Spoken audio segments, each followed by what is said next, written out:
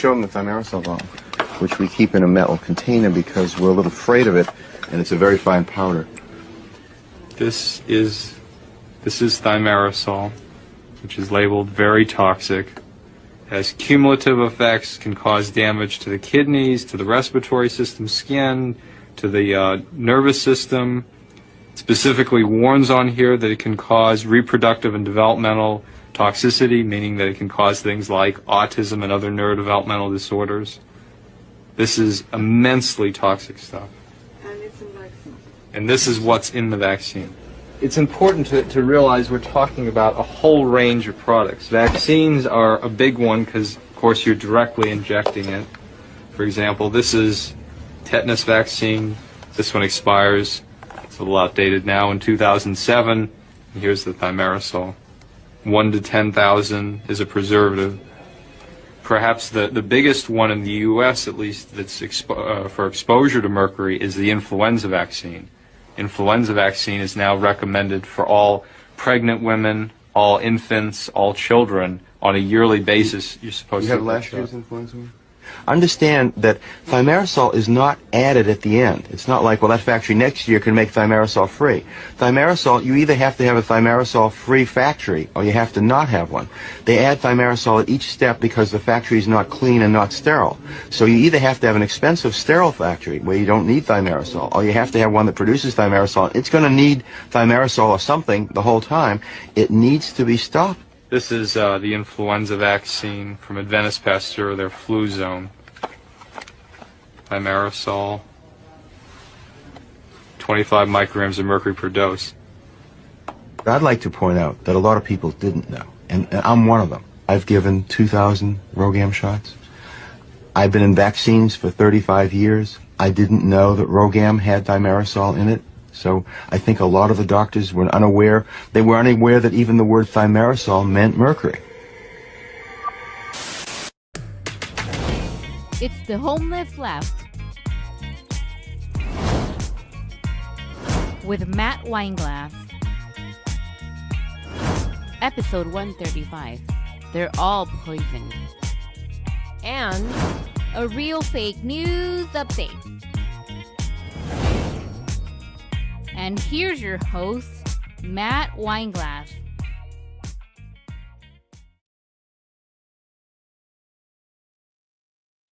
Okay, here we go, guys. We are ready for the show. It's the Homeless Left, a non-tribal approach to news. I'm your host, Matt Weinglass, and we got the Resist shirt on today. We are resisting. We're resisting all of it, and we're looking into things. We are investigating. We're curious. We have to bring our critical thinking hats, take off those tribal goggles, which is what we do here on the show. We're for anybody who is finding themselves ready to push back and start punching up and stop being in these tribes that we've been in our whole lives. That's what we're doing here.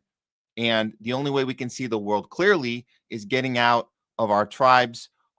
We call them, sometimes they're called cults, but it's team politics. It's red versus blue. It's whatever the thing you're in. You're the good guy. They're the bad guy. That's the thing we're trying to get out of. And we need to do this more than ever right now because the narratives are failing everywhere. The narratives are certainly failing. Today's show, you guys saw the intro. That was the now famous Truth Social post that has been going around Twitter, reshared, that President Trump put up there.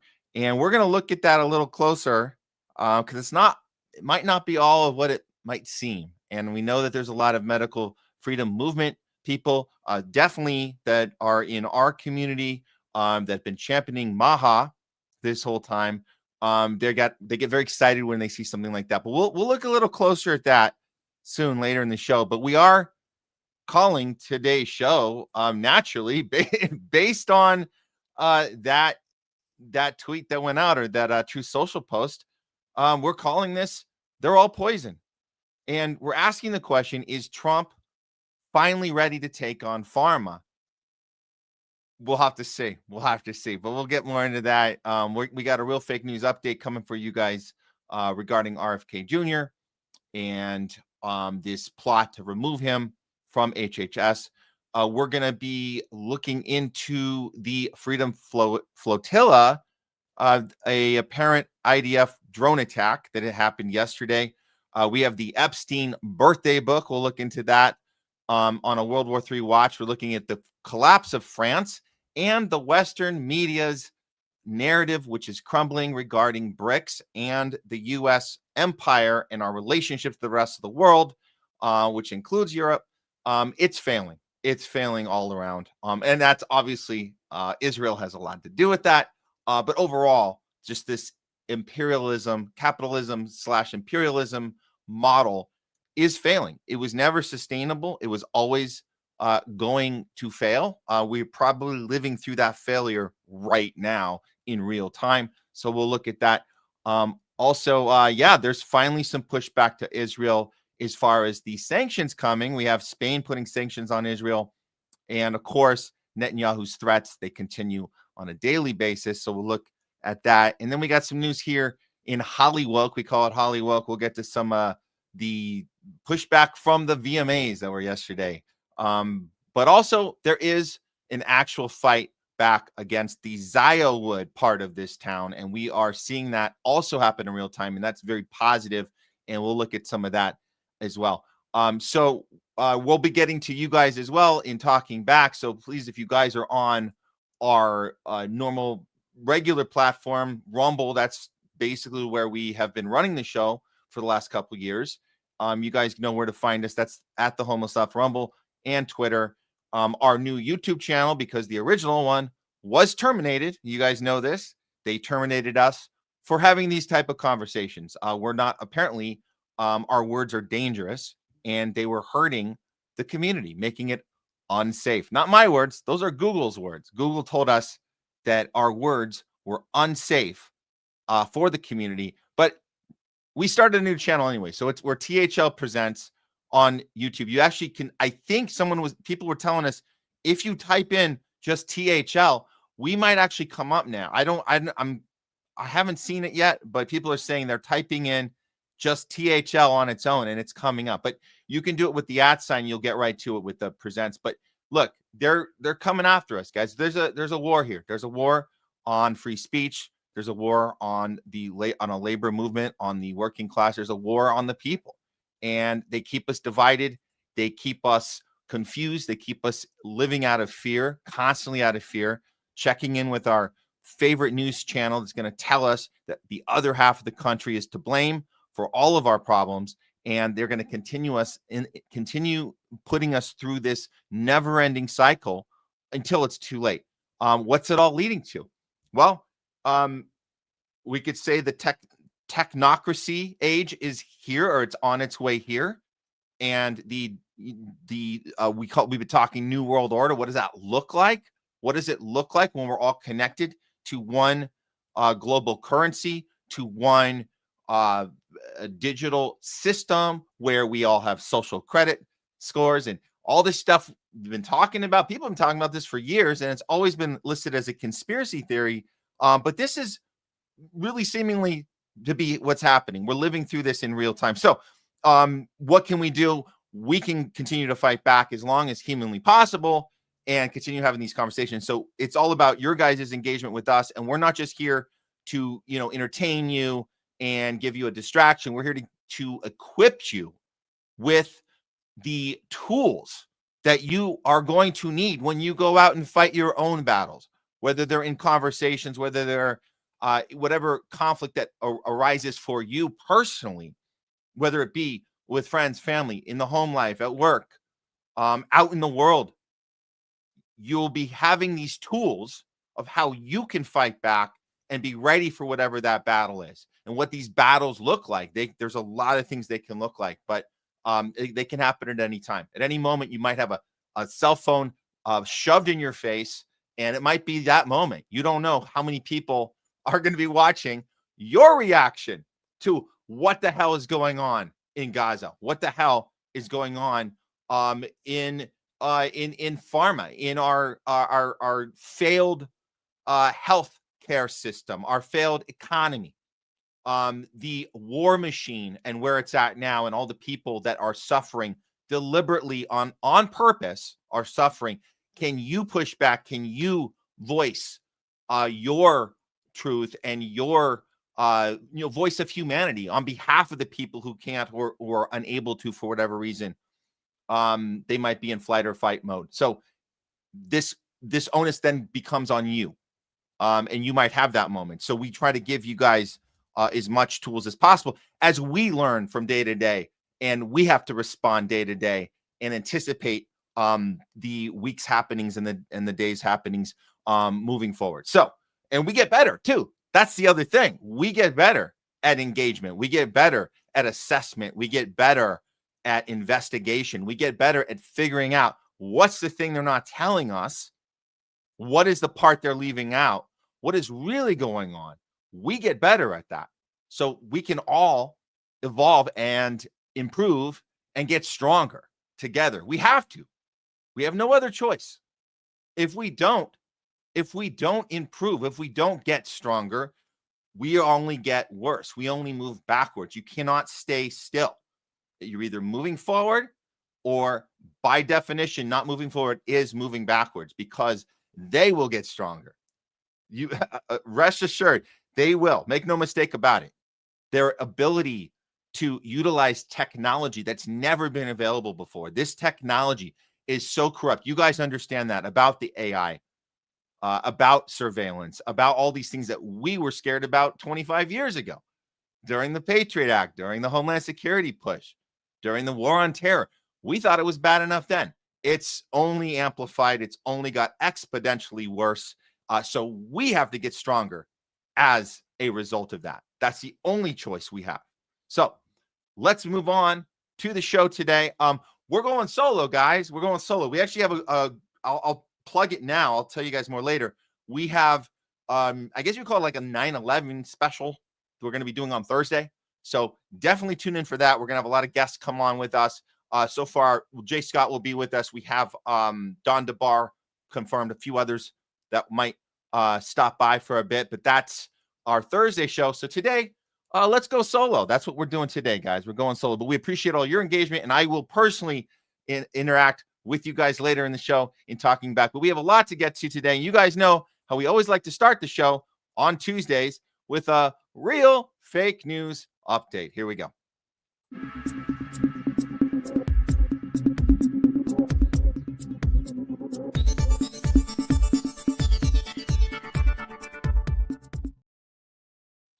It's a real fake news update, not brought to you by Pfizer. We're looking today at RFK Jr. and over the last week, what has been accomplished. There's been a massive shakeup at the CDC. We know the mainstream media has been doing their job at confusing people, getting you scared about the wrong thing, not reporting accurately on what's really going on. So let's look at, well, first, a couple of the clips of what we consider he was definitely bamboozled. He was definitely set up to fail when he went into this committee. And it felt like this was last week. And we didn't get a chance to cover this. So we're going to show you a couple clips, and you guys may have seen this, where they stuck their attack dogs on him. And I say they, I mean the establishment. I mean the people who we never would have guessed 15 years ago would behave this way. But we know the game now. We know that the dogs you stick on him, the dogs are Bernie and Elizabeth Warren. Let's look at some of the highlights and see how RFK actually responded to this, good or bad. And then, of course, the media spin after that. And what's it all leading to? So first up, here's Elizabeth Warren. You guys might have seen this. This got pretty nasty. Here we go. Effectively denying people vaccines. We're not going to recommend a product for which there's no clinical data for that indication. Is that what I should be doing? What you should be doing is honoring your promise that you made when you were looking to get confirmed in this job. You're going like this. And that is, you promised that you would not take away vaccines from anyone who wanted them. You just changed the classification of the COVID vaccine. I'm not taking them away from people, Senator. It takes it away if you can't get it from your pharmacist. Well, most Americans are going to be able to get it from their pharmacy for free. Most Americans will be able to get it from their pharmacy for free. The question is everyone who wants it. That was your promise, Mr. Kennedy, I never. mine. So, yeah, first of all, if you guys remember, he was bullied into promising a lot of things that really pissed off the Maha group. We followed that pretty closely. So she's like, we bullied you back then. We made you say it. And now you have to keep your word. But the problem is, he actually is keeping his word. The problem is Elizabeth Warren trying to confuse people. And this is by design. Her job is to make you think that you're not going to be able to get your vaccine anymore. And we see it. We see all of the shit libs freaking the hell out. By the way, I'm not airing this right now on our LA channel here because I know a lot of them are pissed off. And I just do not need the personal attacks on this one because we are calling this out. This is by design. She's designed to make people think that she's the progressive voice. And you're going to hear Bernie in a second. I'll play that one. But she's the progressive voice. And RFK Jr. is the one keeping you from having options. No, he's taking away the mandate and only in certain situations. That's the thing. He's not even doing that much. That's the real problem here. And again, he's being bamboozled. He didn't come in here to have to defend the moves he's made with the CDC, the switch outs, the very minimal changes he's made in the vaccine schedule and the who is going to be targeted, who is going to have an option to not get the shot. That's the only things he's really been doing. And I get it. The firing is a good thing. Obviously, you're giving the mainstream a lot of material because they can be like, "How dare he?" And we've seen all that. But I don't know if he was expecting to be treated this way when he walked in there. He's trying to put together something of an autism report. That's what this is about. And they want to stop that from happening unless he can get through this. Then they will embrace it and they'll figure out another way to fake everyone out. So this is a game that they're playing back and forth. See how long he can last playing this game of deception. And he has to be deceptive too, because he has to say things he doesn't want to say in order to get to where he needs to go. So the whole thing is one big game. We've been following it the whole time, but here's a little more of Elizabeth Warren, and then I'll get to Bernie. Promised that I was going to recommend products with which there is no indication. When you said, and I know you've taken $855,000 from pharmaceutical companies, Senator. Did you hold up a big sign saying that you were lying when you said that? Because you are the one who said you would not take them away. Now, Senator Kennedy, I'm not taking them away from anybody. Secretary, you want me to indicate a product for which there is no clinical data? Senator, is that what you want? Secretary Kennedy, you said you wouldn't, and now you did. I'm not taking them away. Everybody can get access to them. No, they can't walk into a pharmacy the way they could last month and get access. It depends on the states. A year ago, but they can still get it. Everybody can get it. Everybody can get it, Senator. So look, let's move on. You clearly are taking away vaccines. I've seen the list for what's coming up next, and wow, I got to give her credit. I mean, she really takes the orders and goes all in. It's fascinating that she just has to insist, and that, again, this is her job, to pretend that she's representing the people when she's really just trying to confuse and make people scared. When no, you can absolutely get whatever vaccine you want. Believe me, RFK Jr. cannot get these off the shelf. This is the whole big problem, is that we haven't been able to get these off the shelves, and she's acting like that they're off. Okay, let's hear a little bit of the Bernie fiasco, because this guy, oh man, he is the absolute worst. Here we go.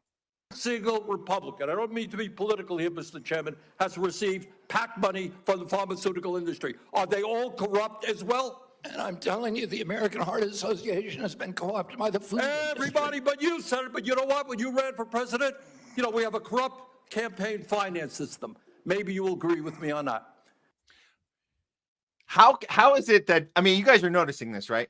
How is it that Bernie, the guy who ran on, we're taking on the oligarchy, we're taking, he literally said back in 2016, we're taking on Big Pharma. We're taking on, so this corruption of Big Pharma, how are you taking it on? And I wonder why RFK Jr. doesn't just say that right back. Just say that right back. Somebody should have coached him. I don't think he did the greatest job here. I get the whole let's memorize people's the money they took, and he did nail Elizabeth Warren, but she didn't. She just pretended he didn't say it. That's what she did. She pretended he didn't say it. He got the words out. He's doing it again here. Bernie is actually putting his own foot in his mouth when he says, "Are you saying that the entire system is corrupt?" Yes, that's what I'm saying. That's what. So he needed to be ready for that, because Bernie set himself up to take a fall. But I don't think RFK went in for the kill on this. He had all the tools in front of him to make the kill. Bernie gave it to him. Bernie said, are you saying that the whole thing is corrupt? Not only am I saying it's all corrupt, but you've become a complete joke yourself, Bernie, because you used to say this. You used to say this. Now you're taking X amount of money, and Elizabeth Warren's taking this amount of money. So he has those numbers, but he's not fully convincing us that yes, Bernie just said the quiet part out loud. Unfortunately, yeah, he's not coming back with that kill shot. It's not happening. Okay, you were already president. You got a billionaire behind it. You received $300,000 from people, not from the industry, people in it, as I did, from individuals. You corrupt. President Trump got $3 million. Every Republican got corporate PAC money for the pharmaceutical industry. Democrats as well. Everybody is corrupt, but you? Is that what we're looking at? Yeah, as long as we're not talking about Israel. Yeah. Yeah, I'm kind of clean with the pharma money. Yeah. Now, if you want to talk about the compromising I had to do to get into my job, I'll admit that's kind of corrupt. But as far as taking the money and representing Big Pharma, which everybody in this room is doing except him, yeah, he should have doubled down on that. He really should have. Yeah, that's so unfortunately. And look, I'll just tell you guys what this really was about. This is what it really was about. He's actually, and this is why we had the shakeup at the CDC. He was trying to get the right people in place. We warned him about this from the beginning, that the people are going to drag their feet. Even if you get better people in there, they're still going to drag their feet. This is what he wants. He wants to take the autism thing on head on, and he has a report that's due out this month. This could be very soon, in the next few days even. So they're trying to smear him one more time before this autism report comes out. Here is a fake coverage of that MSNBC put out on their site. MSNBC, MSNB now or later, or never, MSNB never, says, in seeking something to blame for autism, RFK Jr. wrongly attacks Tylenol. So here we go. This is the narrative that RFK Jr. has no case to link autism to any problems regarding the pharma industry. This is their job, is to tell us it has nothing to do with whether it's Tylenol, whether it's any sort of vaccine. It has nothing to do with nothing. It just is. Okay. So here's how they smear him. We know this. We know that this was coming.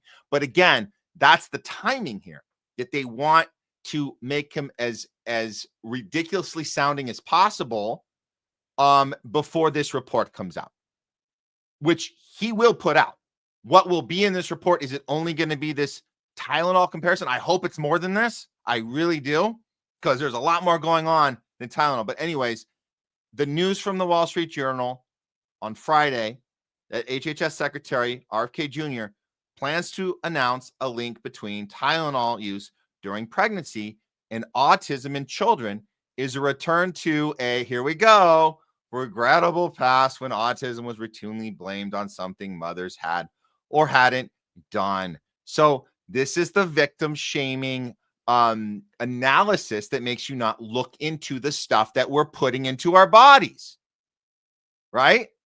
This is the whole I'm loud and proud. Don't make fun. Don't say anything about my weight. How about what are you putting in your body to make you unhealthy, to make you not in a good place where you're not going to live long? You're going to have a lot of health complications. So this is the whole thing. You're not allowed to talk about the victims of the food and pharma corruption.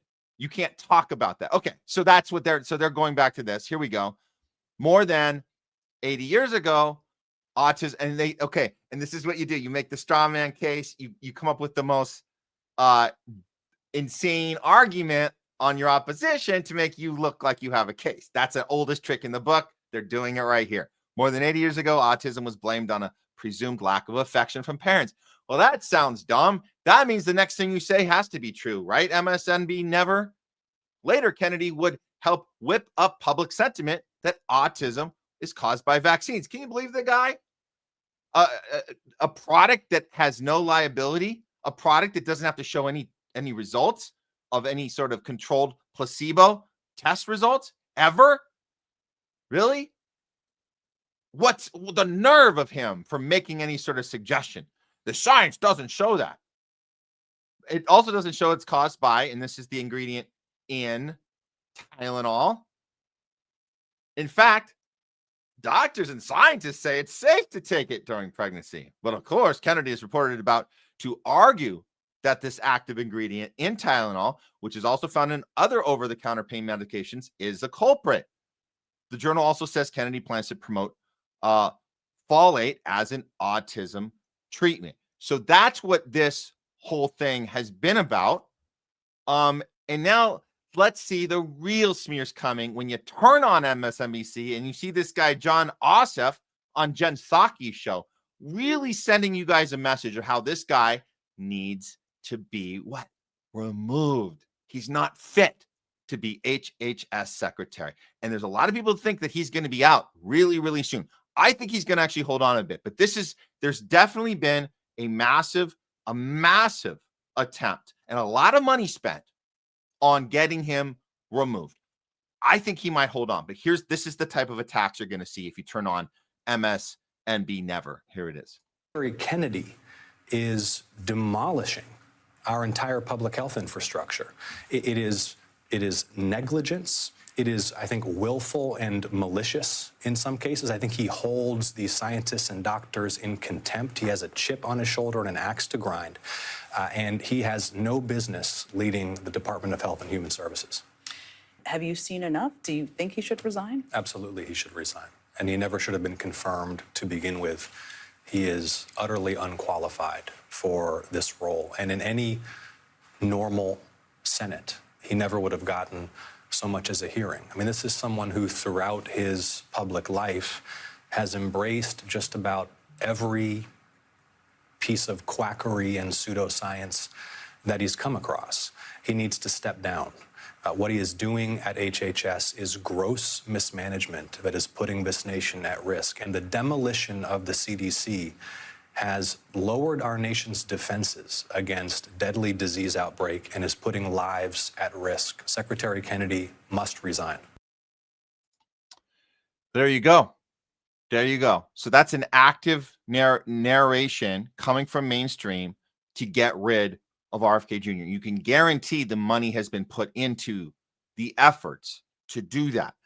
I have hope he's going to remain, but that hope is limited hope. That's about keeping, I would say, half of Trump's base hopeful themselves and not revolting, right?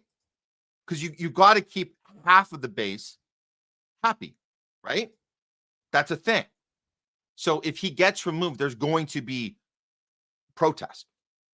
And so I think they're trying to see how far they can go with it, but let's see what happens when this autism report comes out. But just, we need to say, look, as long as you're fighting this RFK, you have to get a little better at your arguments. There was a moment, I didn't play the clip, but if there was a moment when Bernie asked you, who are your sources? And all you did was mention Jay Bhattacharya. You mentioned Dr. Mark, the other, the people you handpicked and put into positions. You didn't name any studies or clinics. That's what Bernie was able to capitalize on you, because you only named a handful of people. And then he degraded you for, oh, you only have a couple doctors, when the whole community is behind the state narrative. What he should have done was mention what he knew this. And I don't know why he didn't talk about the Cleveland Clinic study. It's the most like obvious, simple testament to, if you get a jab, you are more likely to get COVID. It's as clear as day. If you get 2 jabs, you're even more likely to get COVID. There's nothing as clear and straightforward as the Cleveland Clinic study. Here's a clip from a breakdown of it, and he's seen this. He knows this. He should have fought back. This is just one example of one thing he could have done, just to put it out in the hemisphere, just to put it out there in the lexicon of the transcript of everything horrible that went down last week. He could have said the Cleveland Clinic study. Dvorak said, remember this, the Cleveland study? We went over this extensively. Each one of those lines is one of the most perfect dose response curves you could ever hope to have. And what it says is that your chance of coming down with these lineages, so this is original Omicron back here. Now here we're in the XBB lineages and all that out here in Omicron. But if you had 0 doses, you're only this likely to get COVID, which is less likely than if you'd had 1 dose, which is less likely than if you'd had 2 doses, less likely than if you'd had 3 doses and then 4 doses. This is from the Cleveland clinics. I mean, they have 68,000 people working in their clinic area in a very large medical complex in Cleveland, and they tested them and regressed those number of shots they'd had against, did they come down with COVID or COVID-like symptoms? And this is really embarrassing. This is like really clear data. Apparently, Senator Hassan does not know that. But what's really at stake here? What's really being exposed? There's so much more. Okay, so that's just one example. What's another thing he could have talked about? I don't know. Maybe the hepatitis B being on the childhood schedule, which makes no effing sense at all. Do you know who talked very eloquently about this? He's been on our show, Dr. Kurt Moore. He recently went on Tucker to talk about it. And Tucker, I guess maybe he didn't know the details on this one, how ridiculously horrible it is that this has been on our childhood schedule for so many years and nobody's done anything about it. This should be just this one example. Here's Dr. Kurt Moore on with Tucker Carlson. Check it out. Even now, day 1 of birth. Okay. Day 1 of birth. You were an at-risk person because you were dealing with body fluids as a physician. Correct. Right. And you can be infected. But why? But now, in the 35 years since, it's required for every child born in the United States. Yes. They get one on day 1 of birth. They get another one a month later, and they get another one 6 months later. And that's because it's a captive audience. That's the only reason. How many babies are going to be IV drug abusers or go out have unprotected sex or get a blood transfusion from somebody who's infected? And by the way, some of the pediatricians will tell you, well, mom could have had hepatitis B and therefore you're trying to, prevent the baby from getting it. Well, mom was tested for hepatitis during a pregnancy. So you would have known if they had hepatitis and hepatitis B. And so then you would have been able to either treat it or do something about it or maybe prophylax the baby. Why would pediatricians go along with that?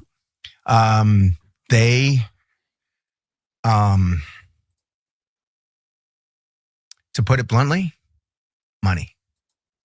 Why are they allowed to practice medicine with those attitudes? No, I'm serious. Why doesn't the FBI raid their offices? If they're giving infants treatment that the infant doesn't need that has potentially harmful consequences and they're doing it for money, then they're criminals. Yeah. Tucker, you're realizing that's our entire setup of our entire healthcare system is set up this way.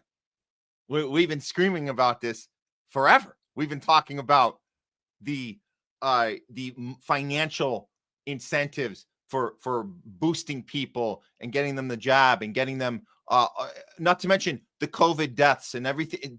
The number, as the higher you can get the numbers, the more money you get in your pocket. So the incentive is to push and push and sell and sell. These are drug pushers. That's what they are. Our entire system is set up this way. In pediatrics, any hospital, any doctor's office is working directly with the drug cartel and representing that cartel as a drug pusher to make money. And Tucker's asking, why don't they just get arrested? Because it's legalized drug cartel, drug dealing. That's what it is. It's legalized. So again, RFK Jr. could indicate any of these, and I don't know how they'd respond. I mean, they could do what they do every time and pretend he didn't say it, try and switch the question. But it's about getting it on the record, and it is really too bad that he couldn't get that one on the record. I'm just gonna play a little of this clip because this is Dr. Drew standing up on behalf of RFK Jr., who's also better, just like Dr. Kirk Moore. Dr. Drew is also seemingly more articulate about making the point, even when they're being attacked. And I think that this was a situation where Dr. Drew did a fine job of taking on a 2-against-1, led by Chris Cuomo, the guy you can never trust. This guy, Chris Cuomo, never trust this guy. I don't care that he left CNN. And he said, "Oh, all those people over there, they were horrible. Now I'm on my own. I didn't do anything wrong when I was over at CNN." Yes, you did. You can't admit to even saying I effed up. I said wrong information. I knew it was wrong, and I told people lies, and I hurt them. He can't do that, but he can try and push back at Dr. Drew, who's saying, no, this is what there is no taking away vaccines. This is about taking away the mandate. And you have to shout it at these people because they just don't want to listen. Florida standing up and saying, no vaccines are going to be recommended. None. Chris, he said no mandates. Do you have the bio? He said they're not going to be required. Drew, hold on, Drew. Drew, I'm going to bounce this to Jessica. I know, Drew, and you're telling me that you think as a question of science, and I'm going to let Jessica answer it right now because she's more qualified. But if your position is, oh, yeah, you don't need to make kids have to take certain vaccines to go to school. It'll be okay. Just leave it to their doctors. I don't buy that at all, and our experience doesn't buy it. But, Jess, you give your take, and then Drew can respond. Okay. I mean, I think this is interesting that this happens all the time. What a lot of people will do is they'll say, oh, we don't have the data, we don't have the science, kind of relying on people to not know that we do have a lot of good data to establish these recommendations. I mean, Dr. Drew brought up the Hep B vaccine. Experts in that area consistently discuss how we have good data and why the Hep B vaccine is given. And I mean, even Senator Cassidy was having a debate this week. Is the child going to go out and step on a needle? Is the child going to use IV drugs? Is the child going to have sex with a drug user? Is the child's mother have hepatitis B? No, because we test for that. Why are we giving hepatitis B vaccine? And again, bioethics matter. Bioethical standing is that nobody is harmed by what we do to them. That's a bioethical mandate. Yes, we want to protect others, but we first must do no harm. Great. Well said, Dr. Drew. And so, yeah, I guess maybe RFK Jr. got to where he is because he tiptoes around these things. He doesn't go in for the kill like these other doctors do. And that's why they're not in the position of Health and Human Services Secretary, which would be awesome if Dr. Drew would be our HHS Secretary or Dr. Kirk Moore, our HHS Secretary. That would be a step up. So there's a reason maybe they allowed him in. It's because he's not being as articulate and going in for the kill on these arguments. I mean, you saw, I mean, that Chris Cuomo, he's no better than Bernie or Elizabeth Warren. I'm not exactly sure what job he's trying to keep when I guess he's supposed to be independent. Is he thinking independently? Who's he representing? But these are people that are just, you gotta shout it back at them. You have to interrupt them and tell them you're lying. You're lying. The mandate the mandate is the only thing I'm fighting. You can still get your vaccines. You have to interrupt them and tell them they're lying. That's how you have to do it. But then maybe you can't get the job at that point. So that's maybe the only reason he's in there. But I will end this segment with this, for real fake news. CNN can't ignore the polls, and CNN has to show us that regardless of everything we've seen RFK Jr. go through and everything they have lied to us about him about, he's still very, very liked. Check out this poll. Popular of all the key officials that we have recent polling on. Pete Hegseth, his net favorable minus 14 points. J.D. Vance, minus 11. Marco Rubio, minus 10. RFK Jr. is at minus 7, but minus 7 beats minus 10, beats minus 11, beats minus 14. So, no, RFK Jr. is not a drag on President Trump. He's not the most embattled. In fact, he is the most popular official in Trump's cabinet, at least according to the polling. There it is. There it is. They have to tell us that. So, I mean, maybe that's why they're doubling down on ridiculing him, setting him up, bamboozling him. Maybe that is why. That is why. And there's always a timing element. We always have to look at the timing of everything. But no, I don't think he was expecting to have another round, another go at it with Bernie and Elizabeth Warren. I thought we'd seen enough of that, but I guess they got to stick the dogs on him. So Bernie, Elizabeth Warren, that's their job. They wait for the phone call. Time to stick the dogs at him. And they go, "You got it, boss. You got it, boss. Right there. We're right there for you." And that's a real fake news update. Not brought to you by Pfizer. Okay. All right, guys. We are rocking and rolling today. What do we have next coming up right now? And welcome any of you guys that are joining us late. You can always go back and watch the segments that we throw up after the show, or even the live show itself. You want to see the raw feed, the way it aired. We never take them down. They're up on our Rumble channel. They never go down. So we've had like 135 episodes all up. You guys want to go back and look at anything from the past, or like I said, the segments themselves, they're actually sharper and they're able to be shared easier. But those will go up after the show's done. So moving forward, I think it's time to do update on the Flotilla. Let me set this up real quick. I don't have any tech help today, so just give me 1 second here. Yeah, we're just basically going to cover the Israel genocide situation right now. There's a lot to talk about. So actually, let's do this. I'm going to cut to a card and we'll see you guys back here. Go grab a drink if you're just getting here. Give us a couple minutes and we'll be right back with an update on the genocide, the flotilla being attacked. Greta Thunberg was in, and some good news out of Spain. Spain going after Israel as well. But Netanyahu is still up to his old BS. But that's why we're here, to call him out on it. So don't go anywhere. We'll be right back.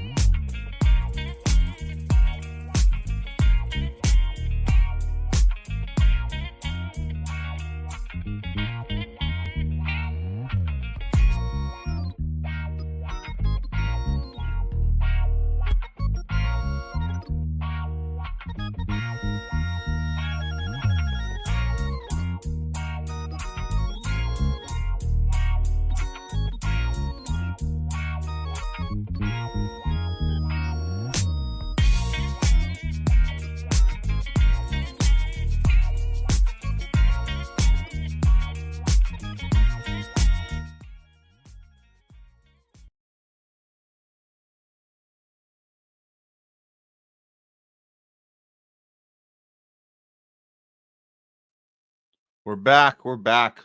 Welcome back to the show, guys. We got some more homeless left for you guys right now. Coming up, if you're joining us late, welcome.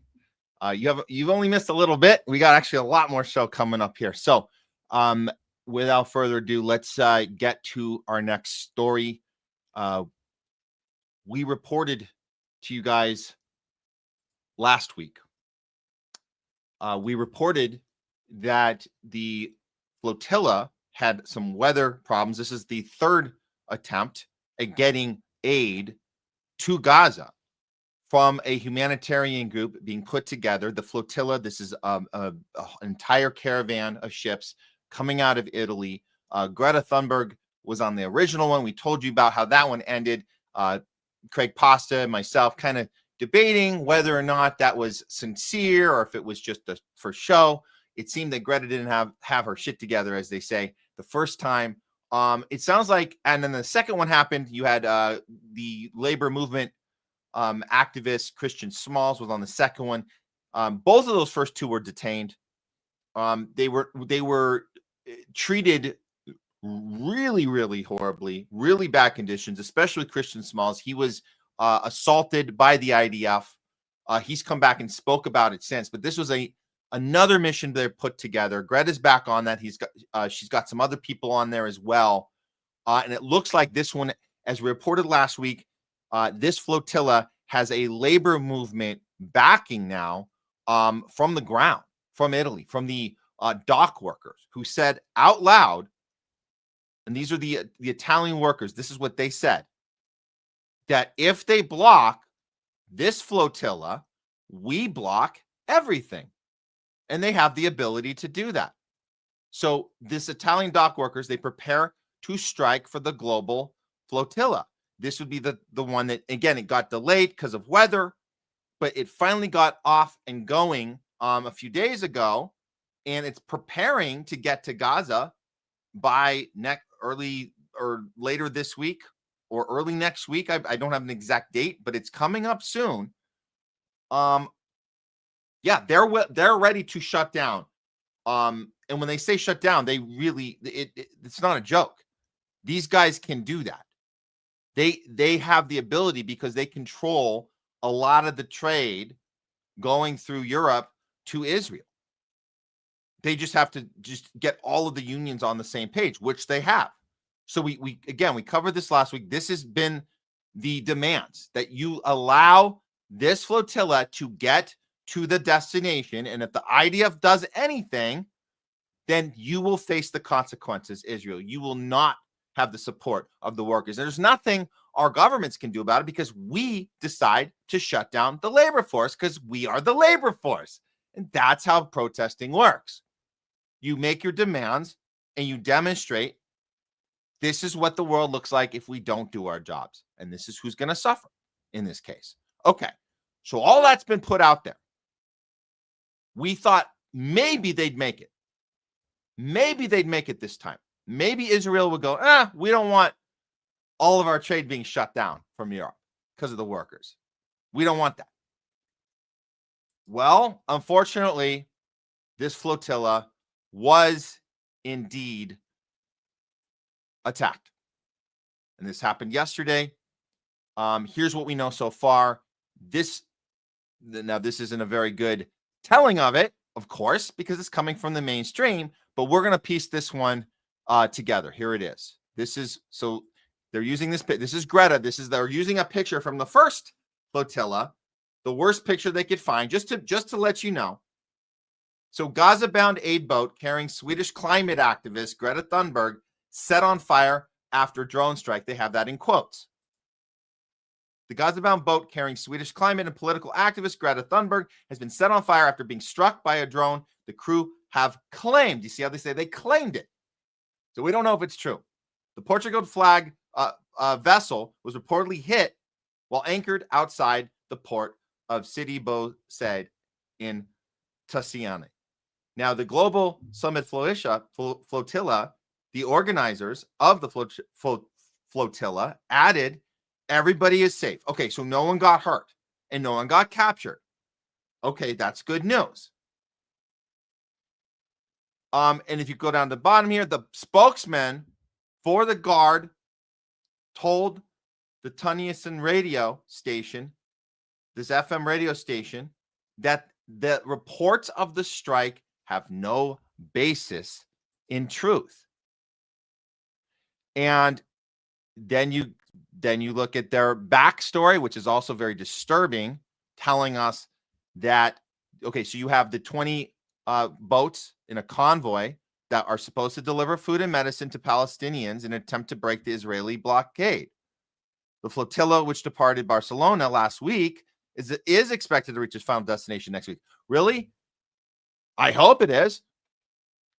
Do you know something we don't? Evening Standard? Do you know, did Netanyahu contact you directly and say we're not gonna hurt them anymore? We're gonna let them get there? I don't know how they're expected to get there. Okay. So the Israeli government has characterized, and this is what the Western media loves to do. Loves to tell us what Israel says and takes it for actually having any sort of merit at all, which it doesn't, because they lie all the time. Israeli government has characterized Thunberg's attempt to sail to the Palestinian enclave as publicity stunts that offer no real assistance, other than the fact that the boats are carrying aid. That's assistance. That's aid. So they're saying it's not actually anything of substance other than food and water for people. Last month, the Integrated Food Security Phase classification said that Gaza was suffering from famine, which the UN argues is a direct result of Israel's systematic obstruction of aid entering Gaza. In March, Israel introduced a nearly 3-month total blockade on supplies entering Gaza amid allegations it was seized by Hamas. So there's their justification. They had to, because Hamas was stealing it. And then, of course, they end it with Netanyahu's administration has since tried to impose its own distribution system through Gaza Humanitarian Foundation, which we've covered on the show, is a corrupt entity, and the entire thing is a big joke, and it's all designed to keep the plan going, which is to starve the Palestinians to death, which was always the plan. And for some reason, we cannot all get on the same page about that.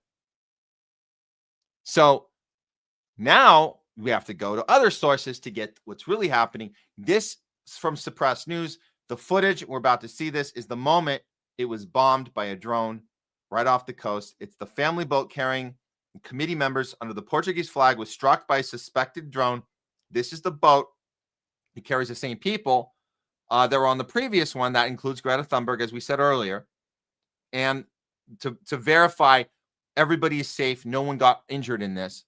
But there is an investigation underway, and they plan to continue. They plan to continue once they put everything back together. Here is a couple shots of what happened. This is from the actual security cam on the boat, which they have to keep going at all times because they know at any moment, at any day or night, at any time, they can be attacked.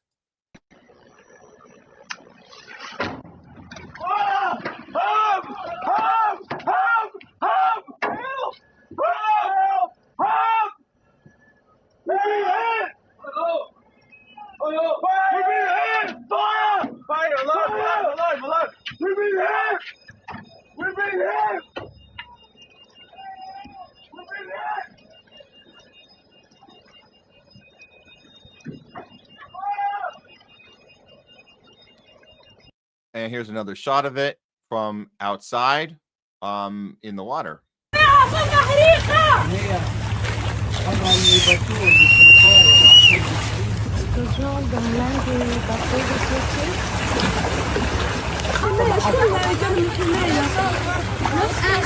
Au secours, il y avait une sorte de, je sais pas c'est quoi, mais c'était une sorte d'explosion.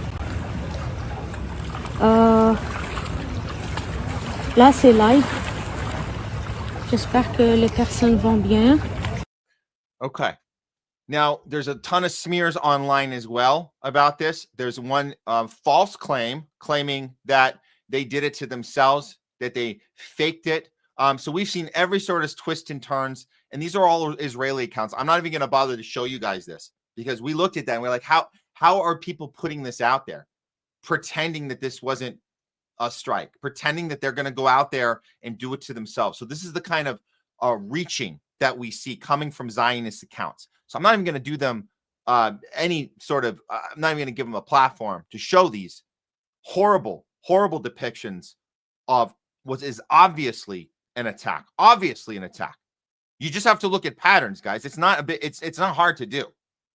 And again, this is the problem with the mainstream, always giving Israel the benefit of the doubt. Every time they tell them another lie, we say, well, we didn't know they were lying.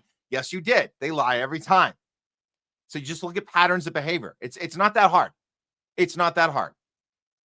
Look, if we find out that it was a different drone attack or a different tool, then we'll adjust the story later. But out of everything we have, this is what this looks like. And I'm not going to beat around and say, pretend, oh, we got to also cover the fact that maybe Greta set herself on fire. That's a possibility because a Zionist account told me that. No, we're not going to play that game. We're not playing that game. Okay, here's one of the Flotilla members telling us what just happened. This is during a live feed. I guess they did on their own Instagram account, but this is an actual report from the scene of the crime. Everyone, Yasmin here. The family boat has been officially attacked. A drone came right above it, released a bomb, and it exploded, and the boat was on fire. Everyone on that boat is okay. The fire is out, but I want to tell you that this boat was the boat that every person from the Madeleine, old Madeleine crew, was on, which is Greta, me, Tiago, Schweib, and so many more amazing people. They have bombed a boat once again with civilians on it in Tunisian territory. This is an attack against Gaza because they don't want us there. So we need you to mobilize. Let's not stay quiet.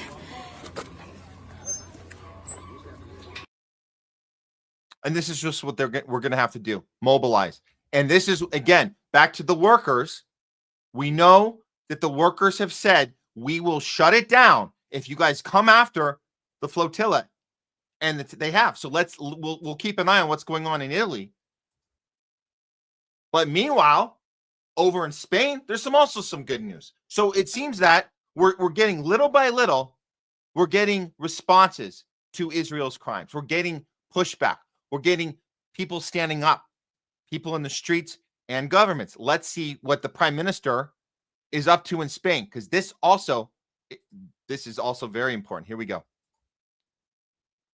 From Al Jazeera, Spain Prime Minister Sanchez imposes arms embargo on Israel to stop Gaza genocide. Well, here we go. I believe this is the first country doing that. To stop arms embargo. That's awesome. Spain has announced sweeping measures against Israel, including a total arms embargo, with Prime Minister Pedro Sanchez saying the move is aimed at stopping the genocide in Gaza and supporting the Palestinian population. There's a difference between defending your country and bombing hospitals or starving innocent children. Sanchez, one of the most vocal critics of Israel's military campaign in Gaza, said in a speech posted from his official X account. Here he is telling us more about that. Actually, yes, here we go. España ha impulsado varios procesos políticos. Spain has promised key political internationals, such as the international recognition of the state of Palestine and the creation of a global alliance to implement the two-state solution. Okay, I'll stop you there. Israel doesn't want the two-state solution, so you can push for it, but that was never in the plan from Israel's side. Just throwing it out there. But I get it. You have to kind of inch it forward. I get it. But that's never actually been a thing. I just wanted to put that out there. But again, it's very good that he's doing this. It's only, which is the only possible solution. Well, no, actually, a two-state solution is not the only possible solution. Another possible solution is Israel can no longer exist in the way that it's been formed, which is a military occupation, illegal state of apartheid, an ethno state, and a genocidal maniac state. That can no longer exist. That's actually another solution. So it wouldn't be two-state, it would be one state, Palestine and Israel no more. Does not mean we want all the people living there dead. No, it means that the thing that was implemented there should no longer exist. And the people can go wherever they go, wherever that might be. Wherever that might be. Maybe we can go back to Palestine the way it was when Christians, Jews, and Muslims all lived peacefully together. Or you can get on an effing boat and go back to New York. How about that? Or back to Europe, back to Poland. You could do that. But I digress. This is very good that the prime minister in Spain is doing this. Very good. And all these efforts have served to combat the difference, even if only slightly, the suffering of the Palestinian people, and to give them a glimmer of hope. And yet, as I said before, it has not managed to stop the massacre. That is why the Spanish government has decided to go one step further and immediately implement 9 additional measures to stop the genocide in Gaza, prosecute those responsible, and support the Palestinian people. Prosecute. Wow. Wow. That is awesome. That is awesome. Okay, well, let's look at this breakdown from Ahmed Al-Din. There's 9 sanctions Spain just hit Israel with. There's an arms embargo, a ban on settlement goods, port and airspace restrictions, and entry bans for war criminals. And then you get a checkbox for more aid to Gaza and UNRWA. The strongest move by any EU state since the war began. Who's next? And I just need to correct you there, Ahmed. It's not a war. It was a genocide. A war is when you have 2 states. 2 states can fight a war. One state occupies another, then that state is no longer a state that can defend itself. Therefore, it's not a war. It's a genocide. That's what it is. Okay. But the last part is a great question. Who's next? Who's next? Great question. Okay. Well, we'll just have to wait and see. But in the meantime, unfortunately, Netanyahu is still up to no good. And he's literally threatening the remaining Gazans that are left to leave or die. He just put this out. And I appreciate the translation by the TikToker who did this. I promised you a few days ago that we will take down the terror towers in Gaza, and this is exactly what we are doing. In the past couple of days, 50 such towers were taken down by the Air Force. Now all this is only an introduction to the SIFTA, to the powerful main act, which is a ground maneuver of our forces who are now assembling and organizing into Gaza City. And this is why I say to the residents of Gaza, I take this opportunity. Listen carefully. You have been warned. Leave now. You have been warned. Leave now. Wow. Wow. So that's it. He can continue to parade around threatening to murder people right on live TV, shared around the world, and we're still just going to act like that's Israel defending itself. This is a war. You know what? This is a war. It's not a war between Palestine and Israel. It's a war between Israel committing a genocide and the rest of us fighting back because we have the means to. We have the means to. Like the workers in Italy have the means to get into the street. Like the Flotilla members, they get on the boat and try. If it didn't work the first 2 times, they try again.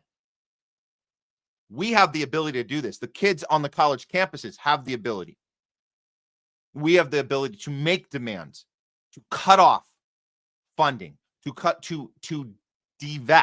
divest funding, and to know that that's where the war is. So when people misuse war, you got to correct them and say the war is not in Gaza. That's called an annihilation of people. That's called a genocide. The war is in the rest of the world. We're fighting back on behalf of Palestine, who cannot fight because they do not have a state. So we correct that language. We're fighting the war on behalf of Palestine, on behalf of humanity. We'll keep an eye on the flotilla and we hope it gets to its destination. 100%.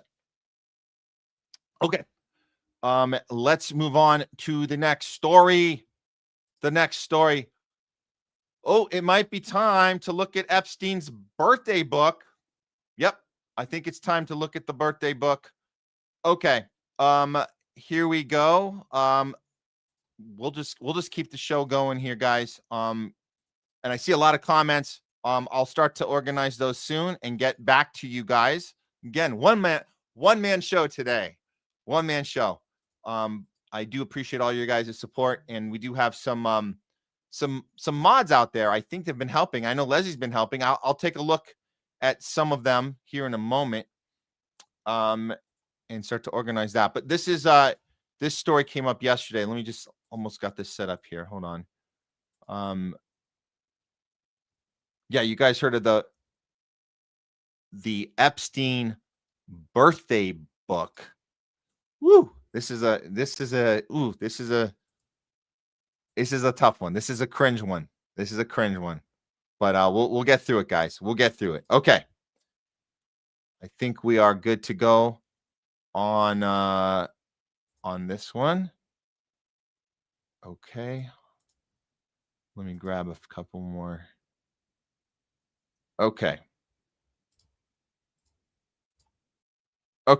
Here we go. Okay. The Epstein birthday book. Let's start from the top. Okay. So you guys heard the Wall Street Journal was the first to put out this, what we're calling a birthday card signed by Donald Trump to Epstein. And they focused in on that because that is the one that is only going to get the attention of the mainstream voice, right? The establishment voice, the voice of the shit libs, the voice of the anti-Trumpers, the Trump derangement syndrome people, the people that were never talking about Epstein before are talking about it now because they think Trump is uniquely guilty. And that's the only reason why we haven't seen the list. So before we get to the Wall Street Journal printing this, let's get an update from Thomas Massie, who we knew, along with Marjorie Taylor Greene, were in the streets at the rally last week with the actual Epstein victims. And the Epstein victims, they said, we are going to release the list. You're going to call this a hoax? We're going to release the list. Well, here's Massie giving a follow-up on what's been happening since then and what is the next step. Here we go. Is there evidence pointing towards Epstein being a foreign asset of perhaps, say, Israel or one of our own assets? What do you believe? I believe he was an asset of our intelligence and of Israel's intelligence. Sometimes it's hard to tell the difference between the two, but you played a segment of the press conference yesterday where I think if you read between the lines and listen to Mr. Edwards, the attorney for the survivors, he gave us a roadmap of where to look and suggested that we should be looking at the CIA, that they probably have some documents or may have some documents that are relevant to this. So that gives me more of a roadmap. Hopefully, James Comer, the chairman of the Oversight Committee, will subpoena that information as well from the CIA. And then we also have in the court records, I know you know this, from when Acosta gave the sweetheart deal or was part of the sweetheart deal, he was the prosecutor at the time, gave the sweetheart deal to Epstein. In the court documents, you can see that he says that it's above his pay grade, that government intelligence was involved, that Epstein was involved with government intelligence, and that may be the reason why he got a lighter sentence. And by the way, when he got the lighter sentence, he was able to recommit all of this sexual abuse crimes for hundreds of victims, as we know. One of the only courageous congressmen, senators that are willing to make this connection. This is the part that, unfortunately, not too many other Republicans are doing it because they're defending Trump in that case, not to mention Israel. But then you got the Democrats who only want to go after Trump. That's it.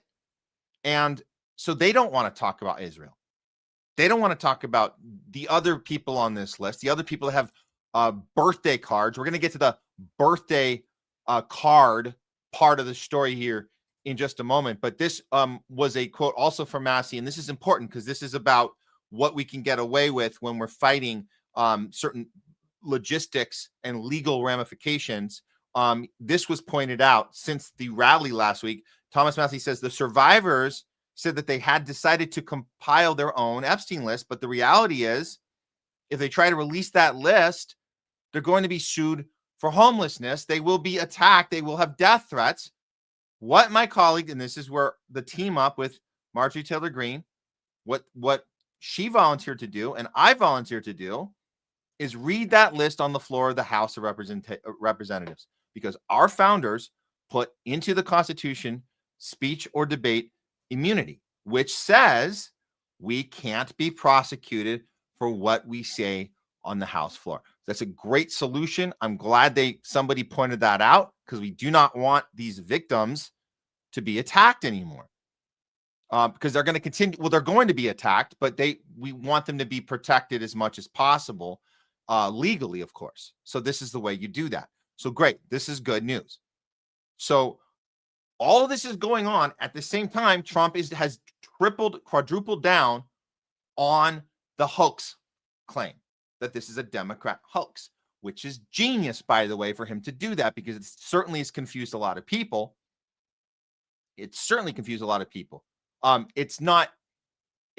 Obviously it's not a hoax. The fact that he keeps saying that is it's a misuse of the English language. We know that, because that's not if you want to say it's a Democrat distraction or it's inauthentic or they have ulterior motives doing it, then say that. But when you call something a hoax, it's not. That is the incorrect terminology. But does he know that? Does he care? Does it matter? Can he just say whatever he wants? Apparently he can. Okay, let's get to the birthday card. So there's a reason why Wall Street Journal and then Rolling Stone reprinted it. Shocker.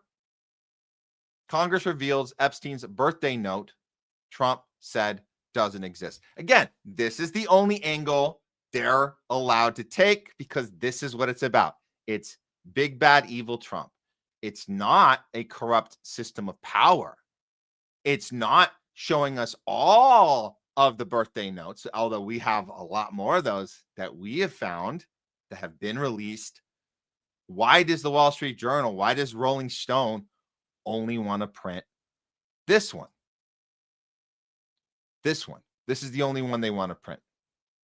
And you guys can see this. I'm not going to read it. You guys have to go read it yourself. But this is, it's pretty disturbing. It's pretty disturbing.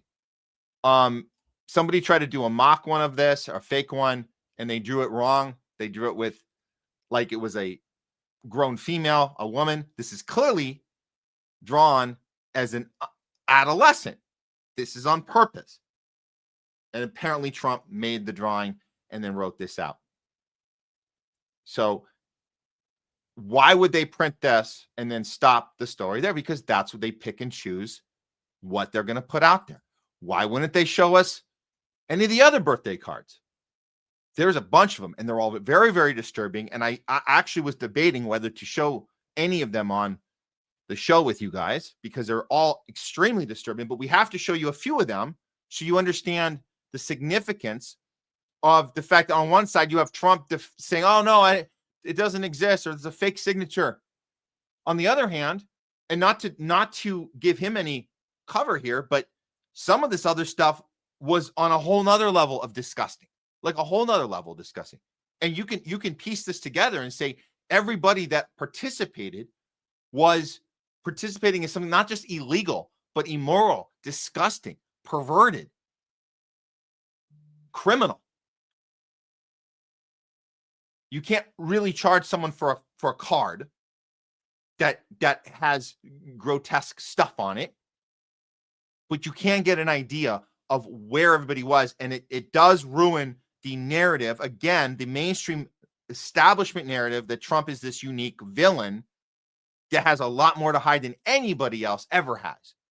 And that ideology, that needs to go. That is not going to be helpful when people like Thomas Massie and Marjorie Taylor Greene are trying to build a coalition for the people, for the women.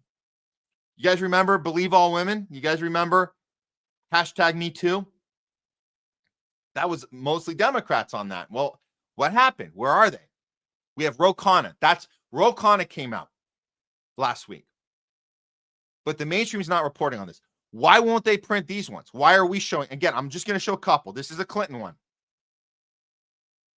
Little Clinton card.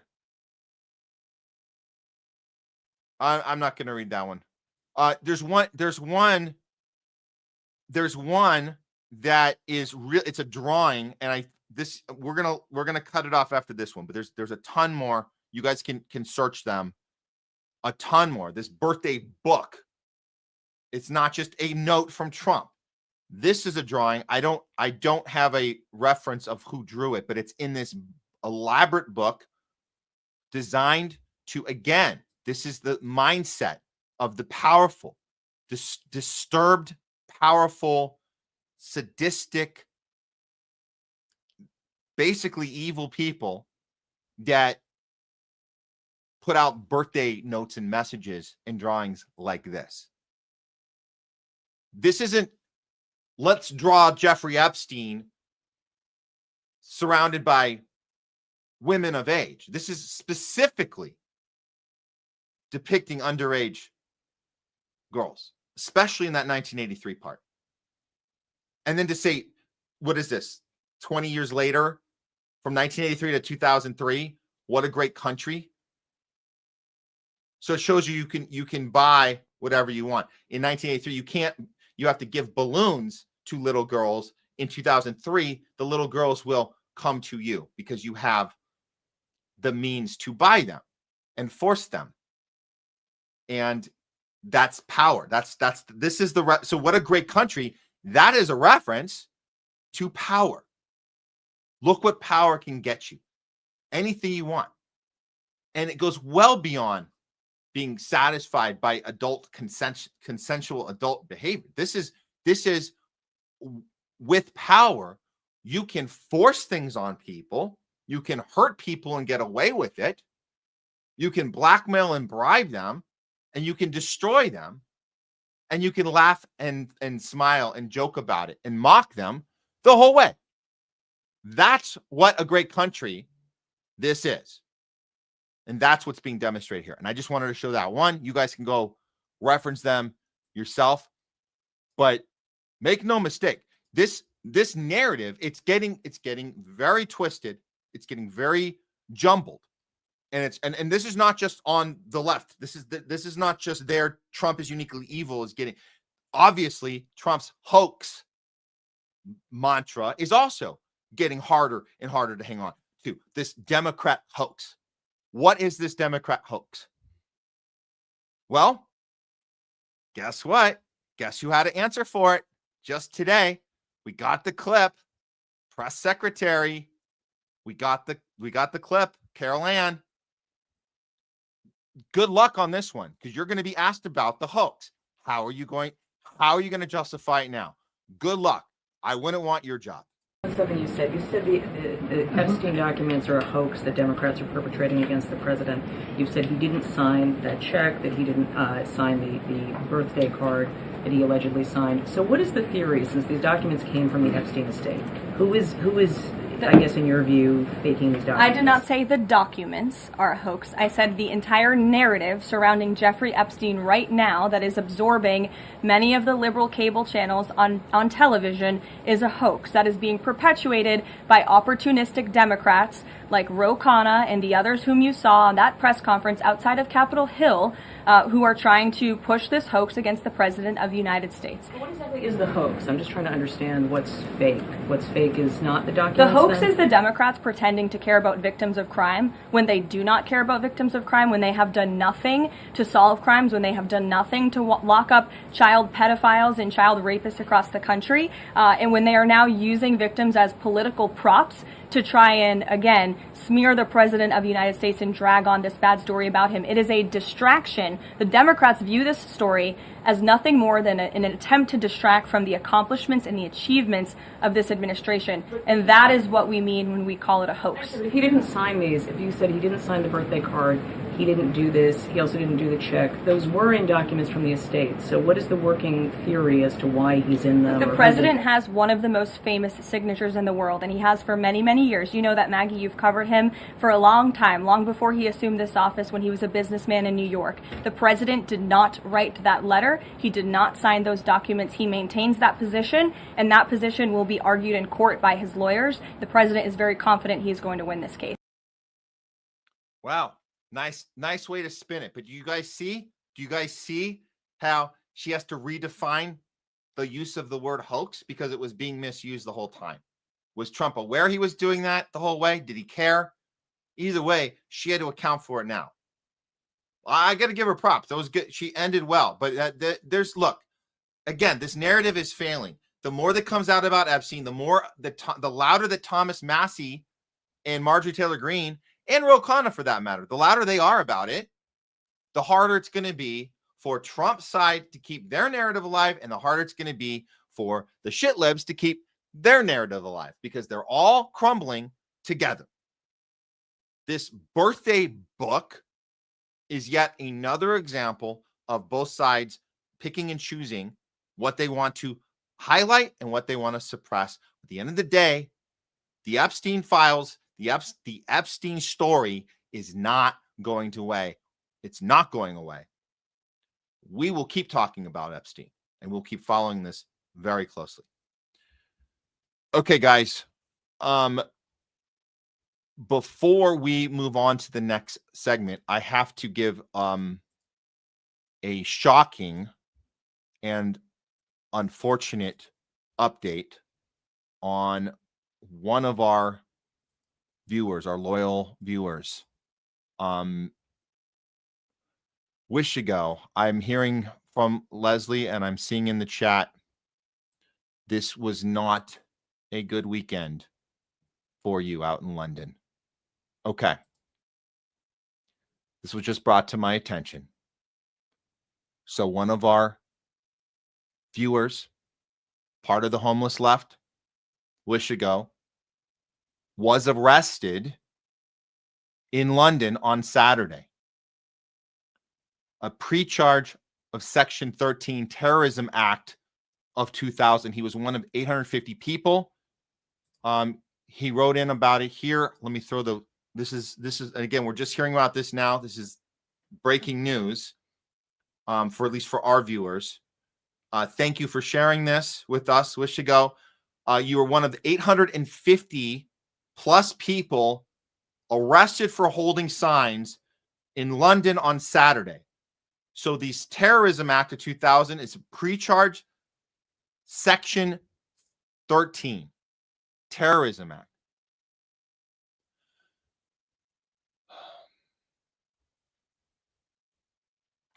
The signs, they all said, I oppose genocide. I support Palestine action. And they're associating that message with terrorism.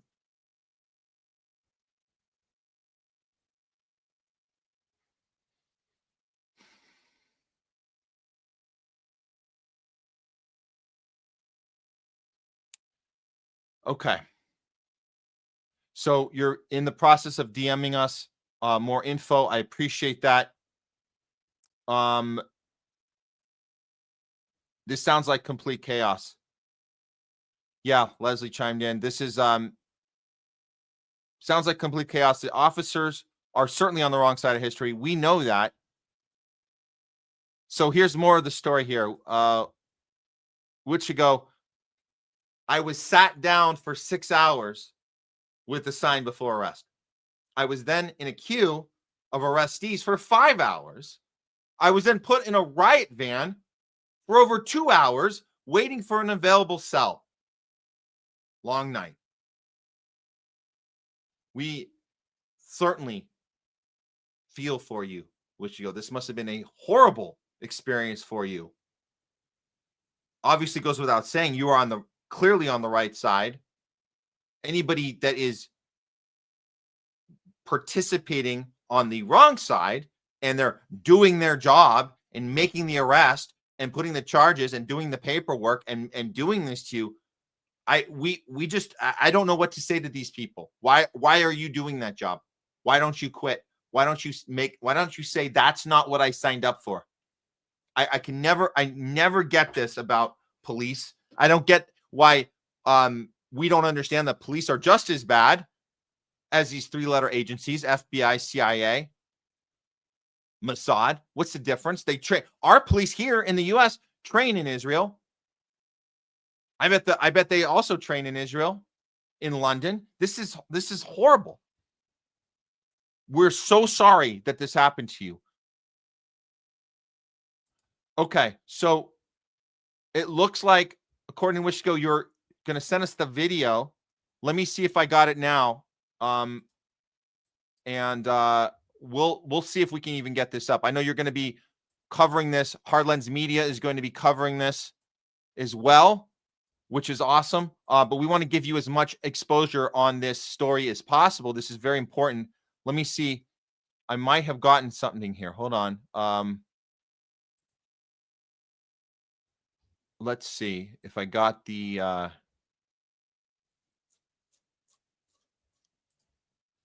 okay. I got an Instagram. Give me a second to put this up here.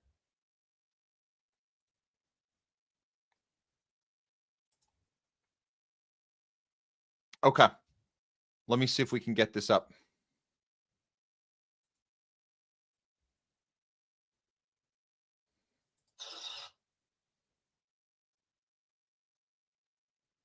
Here we go. Apologies, guys. Just wanted to make sure I got this link correctly. Okay. Here we go. This is a video sent by one of our viewers who unfortunately was arrested under a terrorism act for saying Free Palestine, for having a sign that says you're against genocide. Wow. Unbelievable. Okay. Let's see if I can get this up here. This Instagram video. Here we go. Okay. Here's the video. It says our lovely Sam was one of the almost 900 people arrested under the Terrorism Act on Saturday for sitting and holding a sign in opposition to the genocide and proscription of Palestine action. Sam spent 5 hours in a processing queue, over 2 hours in a riot van, and was released on bail Sunday morning, having resisted police tactics to try to pressure him into accepting street bail. We are proud of you, Sam. Free Palestine and FTP. I think that's F the police. Yes. Okay. Here's the video.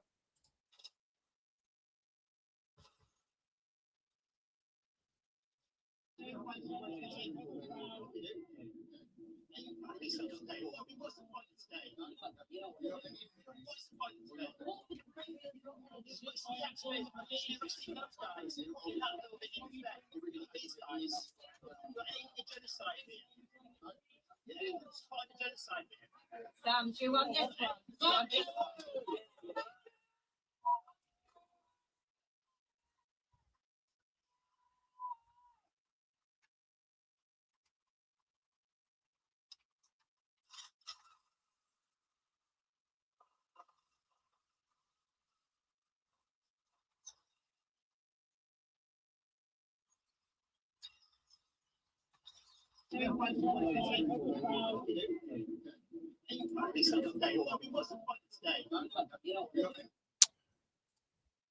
Well, we're glad you're home, safe, It's still it's a tragedy what happened. It's really, really amazing that you were able to keep it together, keep your ground, and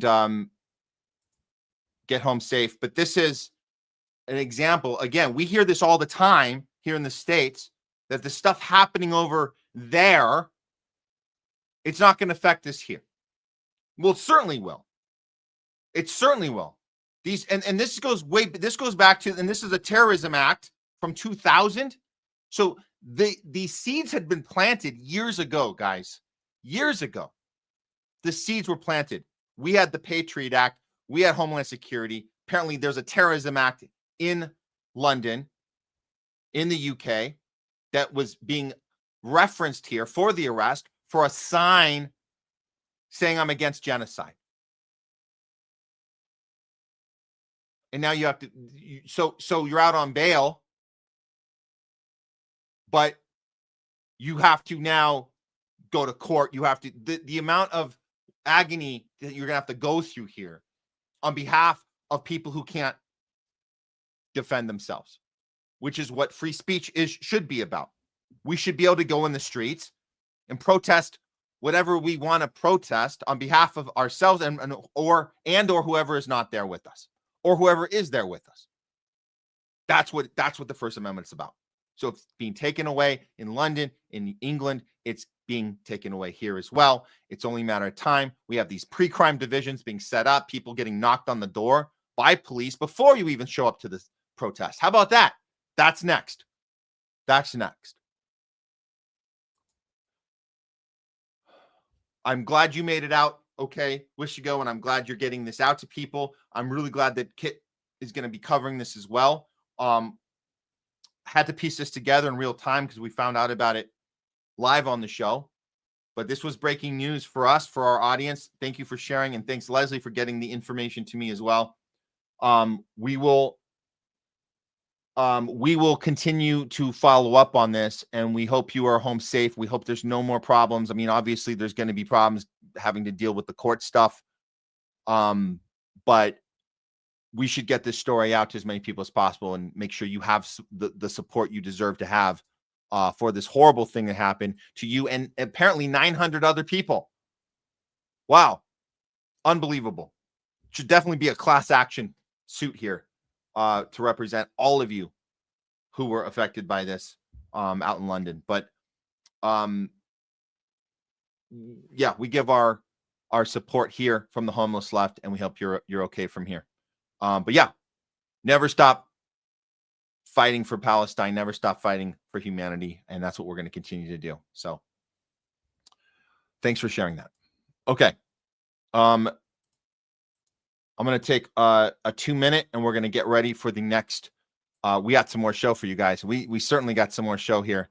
We're going to be doing a little World War III watch coming up, and then we're going to get to the all famous poison post by Trump. The all vaccines are poison. We're going to dive into that one soon as well, and then we'll be taking your guys's more of your comments, and I'll be engaging with you guys soon and talking back. Oh, we also have a HOLLYWOKE story as well. So we got a lot more coming up, guys. Don't go anywhere. We'll be right back in just a few minutes.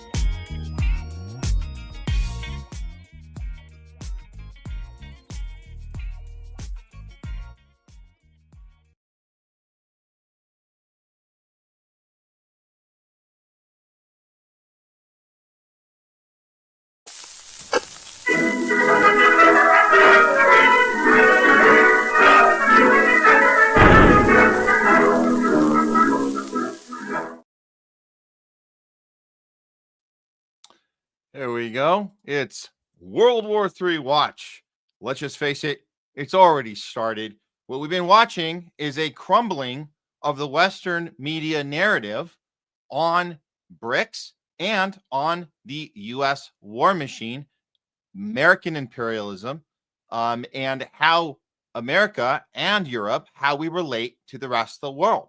This has been a theatrical story told to us for years and years, and it's getting harder and harder to hold on to this. So we're going to look at what happened in China with the China summit, which involved many of these leaders that we have created these characters of dictators, of evil, the next Hitler, whether it's Xi Jinping, whether it's Putin. Putin's the next Hitler, wants to take over the world. You guys remember our North Korea friend as well. If you guys go back and watch Kim Jong-un's depiction in the movie The Interview, you can see, and that's from 2014. That's like a Seth Rogen film with James Franco. You guys can see the media machine, propaganda machine telling us that all these other dictators, all these other world leaders want to destroy America, want to destroy Europe, and want to take over the planet.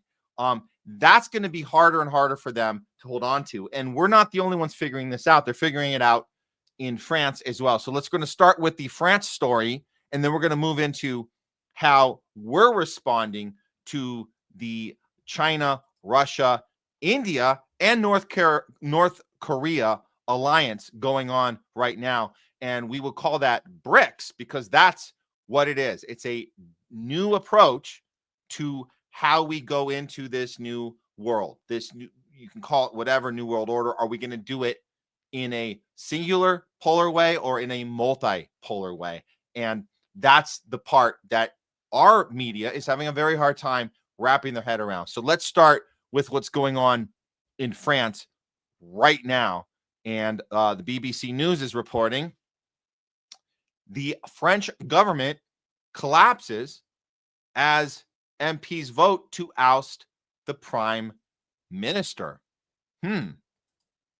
Well, British Patriot on Twitter says French patriots flood the streets waving flags demanding Macron's resignation and France's exit from the European Union.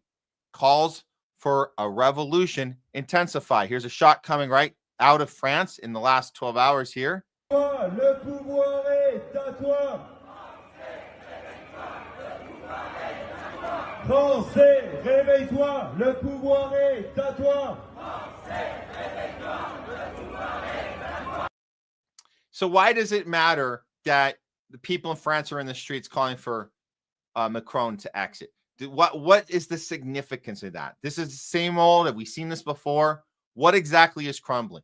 Well, we like the take that we saw here. This is actually very important because this goes back to the people aren't just upset at Macron personally. They are personally upset at him, but they understand they're actually further. It seems that the people in France are further along with understanding the psyop than we are here because we just have people in the street saying no kings, right? They say no kings, get rid of Trump, not fully understanding what this was put together very well by Wide Awake Media.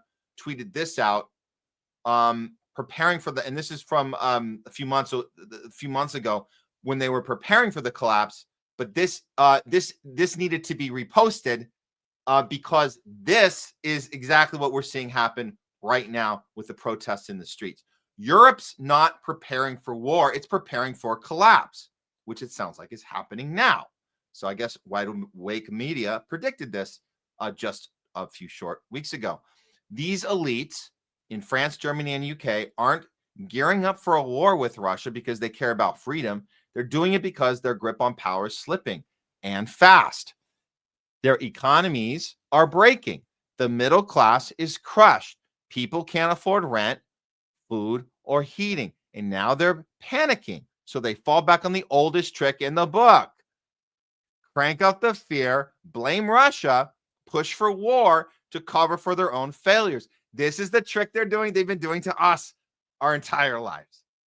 So it's nice that people in France and Germany, UK also see this. And I think on a larger level than we see it here, because I think they're a lot better at keeping us in our little tribes here and not take to the street like that. We don't really see that type of protesting here. But the threat isn't coming from Moscow. It's coming from the millions of people across Europe and the US who are done being lied to, used, and ignored. When enough of us refuse the lie, the machine breaks. And you know what? They know it. So that's happening right now. This is in real time. I don't have an update on Macron's situation whereabouts. I know Candace Owen is doing a very up close look at this. She's been obviously on this with the lawsuit they threw on her for her investigation on Macron's wife. So that's I would suggest going over and catching up on Candace Owens reporting on that. But for now, make no mistake that when we get in the street, and I guess it's happening more so in France, England, Germany than we're going to have here, but they're taking the lead on this, and they're showing us we're not going to fall for Russia's going to take over the world anymore. We're not falling for that, because what's happening in China is we can only spin it so much. So let's break this down, because we didn't have a chance to cover this last week, and I told you guys we would cover it today. So we're going to look at this right now. This is CNN's coverage as they were arriving for the big summit last week. And this is with all the leaders. This is with Kim Jong-un. This is with India's president. This is with Russia. This is with China. All of them gathering together. This is how CNN reported on it right before the ceremony started. Has long been pushing for a multipolar world order, one that is less focused on U.S. and a unipolar world dominated by the U.S. being the global superpower. Is he getting that wish come true now? Well, what we're seeing is this formation of this Eurasian bloc that is strengthening its ties economically, militarily, diplomatically, and China is in the lead. China wants to conquer the world through trade, through markets, vice through force. Whoa. Conquer through force. No, that's called soft power. Trading, quid pro quo, scratch our back, we scratch yours. We'll do a project for you. We'll bring our resources to you, elevate your country, and you get our back. It's called soft power. It's not hard. So this forceful, I love this spin on, well, they're being forceful. No, we've been the forceful ones. We're the ones that go around and create disasters and destroy things and punish people and bully them and say, you want to be our friends, because you would not want to be our enemies. And that we do that to Australia. We do that all over the place. So you better cooperate. So, and then we cut off, of course, we cut off trade. We do all these things. Trump's been amping up these last 8 months. And of course, they're going to figure out a way to make this a uniquely Trump problem, not a problem with our entire way we've been doing things our entire lives. And replace the U.S. as the leading global power. And it's taking advantage of this moment when Trump has alienated people, so many nations, including India, which was becoming an ally, whereas in the previous White House administration, the Biden administration had used market forces and joining together to try to discipline China and Russia. Biden would use market forces to discipline China and Russia, who Biden famously said, I will not engage with Putin. He's my enemy. We won't talk to him. He's the next Hitler. He's taking over the world. And then all of a sudden we go and bomb the Nord Stream pipeline, which he threatened he'd do. And you guys at CNN did not even cover that, honestly, at all. So I don't know. I don't understand this rewriting of history that Biden had a relationship with any of these people. Both parties have been vilifying these people the entire time. and Kim Jong-un isn't in that shot, but both parties have been vilifying.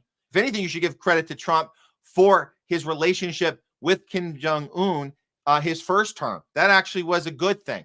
Engaging with him, having a relationship, but in his attempt to want to have a relationship with Putin too, which he's not been great at, but it's better than what Biden didn't even want to talk to the guy ever. So this Democrats vilifying Russia, Republicans vilifying China, and you're going to sit here and pretend that Trump just uniquely started to have problems because he had a tough trade deal with India, and that's why everybody's meeting without us. Is that why? In this case, however, we see that sort of method being thrown out the window, and now these tariffs producing a fusion of nations that haven't always had the West's best interest at heart, especially as we see with the war of aggression in Ukraine. Yeah, and Modi making his first trip to China in some 7 years, coming after the U.S. slapped an additional 50% tariff on India for purchasing Russian oil and gas. And yet we saw those striking images of Modi not only sitting in Putin's motorcade for an hour for a meeting prior to walking in and meeting with other world leaders, but they walked in hand. The two countries have long had a close history dating back to the Cold War and the Soviet Union era. But do you envision this being an opportunity not only for Modi to get closer with Xi Jinping, but also with Vladimir Putin? These sanctions appear, at least optically, to only be bringing these two closer. They not only buy Russian oil and gas, we should note they also buy arms from Russia. Again, very dishonest. If Trump wasn't doing the sanctions, they still would be doing this. Do you guys understand that? Trump had a hard play, right? He's the overbetter. He's the bluffer. I'm all in. Don't show your cards. We still don't have a good hand. Do you understand that? Like, there's no way you can slow play it or not, but they got all the chips now. They have all the chips. We got rid of all our chips. We blew them all up. We threw them at people. We went like this, pop, right off the poker table. All of our chips gone. So we can sit here and pretend, oh, Trump, why are you throwing our last few chips into the center of the pot? Well, what else are we going to do? Anyways, look, Trump or no Trump, we have a problem. And the problem is we're the bad guys. That's the problem. Of course their relationships are going. The trade, this is called soft power. This is what you do. You elevate your opponent. They elevate you, and you create a friendship, a working relationship through that elevation, through resources that you can share and elevate each other. You don't bully and threaten and destroy and murder and pillage and rape and overthrow and coup and steal and lie and sign treaties and then break them the next day. You don't. So the list of things we have done to lead to this is way more than Trump saying 50% tariffs to India because we're upset with your trade deal with Putin. It's way worse than that of what we've done. And CNN knows this, but they're not going to tell us. So in the meantime, we're going to get these type of messaging. Look at this. The new axis of evil. Look at all them. All the guys we were told over the years, they're out to take over the world. Look at all them, all these horrible dictators that want Americans dead. Look at them. Uniting together. This ain't an axis of evil. This is not an axis of evil. If you think that, you've been conned. You've been conned if you think this is an axis of evil. Again, if Russia, China, and North Korea are the axis of evil, what do we call Israel, the U.S. government, and NATO, who have destroyed a dozen nations and killed millions? Great question. What do we call them? That's a good question. Okay. Now we'll catch you guys up with what actually happened at the ceremony itself. Obviously, they had their little photo ops and walked around all that. But then, well, China decided to put on a show. Here's a little clip of what went down. And wait till you see the lies coming out from what actually happened. Here we go.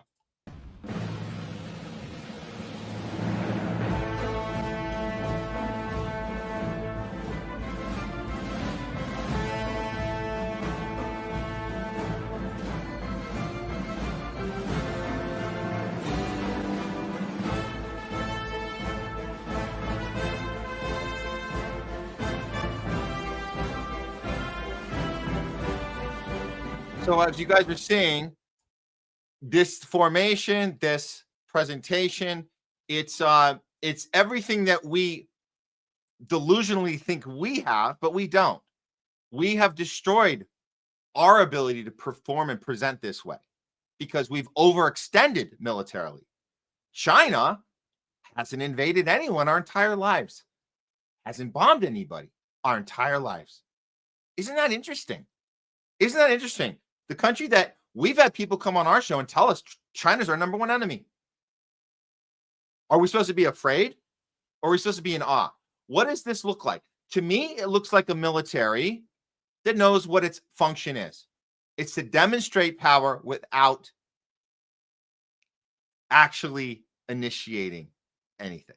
You're just demonstrating. This is what we have. But we are about peace and we're about prosperity. And we're about all these things that the West is against. Period. That's it. And that's why we can present in a way that is actually breathtaking to watch because we don't have that ability. If you guys remember Trump's little birthday bash, he tried to pull off something. He couldn't even get remotely any of this thing going there. And of course, we blamed it on him uniquely. He doesn't know how to put up a show.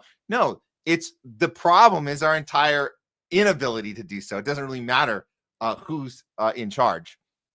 We've already dug our own holes for this. We've already dug our own grave. It doesn't matter who goes into power next and pretends that we can do this. We can't. We can't. So we found this, and I think this is a great little video showing us the Western propaganda about what happened versus what really happened, and what was actually being demonstrated there, based on this breakdown. Top 5 misrepresentations of the China parade. Now, the actual themes of the parade to mark the 80th anniversary of the end of the most harmful war in human history were justice, peace, and humanity. The 3 banners that flew overhead said, "Justice shall prevail, peace shall prevail, and the people shall prevail." Justice, peace, and the people. That's funny. I think CNN forgot to cover that part. Maybe it was a mistake. It was an innocent mistake, probably. Now, how many international media reported this? The answer, as far as I can tell, is 0. Not only that, but they completely misrepresented the event to the world. This list could be very long. I'll just give you the 5 most absurd examples of misreporting. We'll start with number 5. CNN told its audience that the parade was organized as a direct message to Trump. No. Number 4. Sydney Morning Herald turned the story into an attack on an Australian man who dared to visit Australia's biggest trading partner. The coverage for the war anniversary parade was headlined, "This was purely a show of might." Not true. Number 3. The Guardian's Helen Davidson said that one of the key messages was that she wanted to annex Taiwan as Chinese territory. Except Taiwan is already Chinese territory under international law.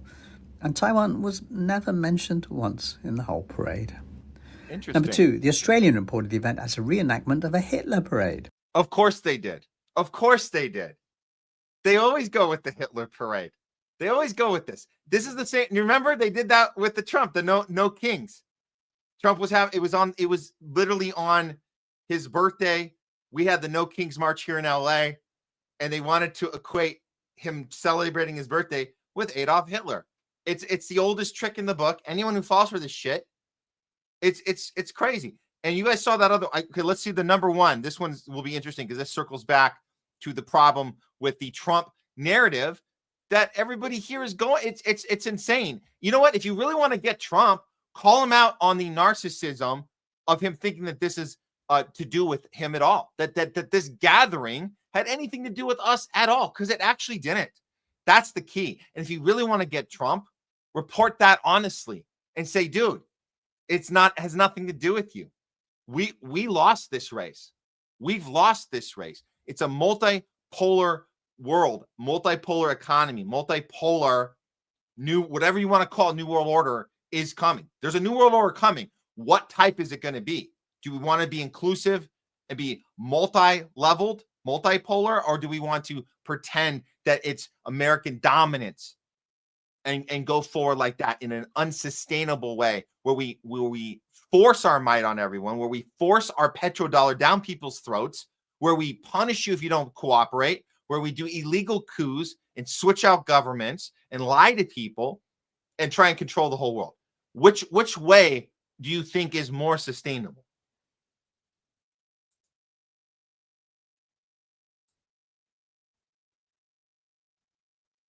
Okay, so here comes the number one. Having forgotten that Chinese were allies who fought against Hitler's Axis powers. And number one, we have Donald Trump, who implied that the reason the Chinese were doing the parade was that they were hoping Trump was watching. It was a beautiful ceremony. I thought it was very, very impressive. But I understood the reason they were doing it, and they were hoping I was watching, and I was watching. Which brings us back to CNN's point. The entire event was staged for Trump, one man. And that, boys and girls, is why we never believe anything the Western media says about China.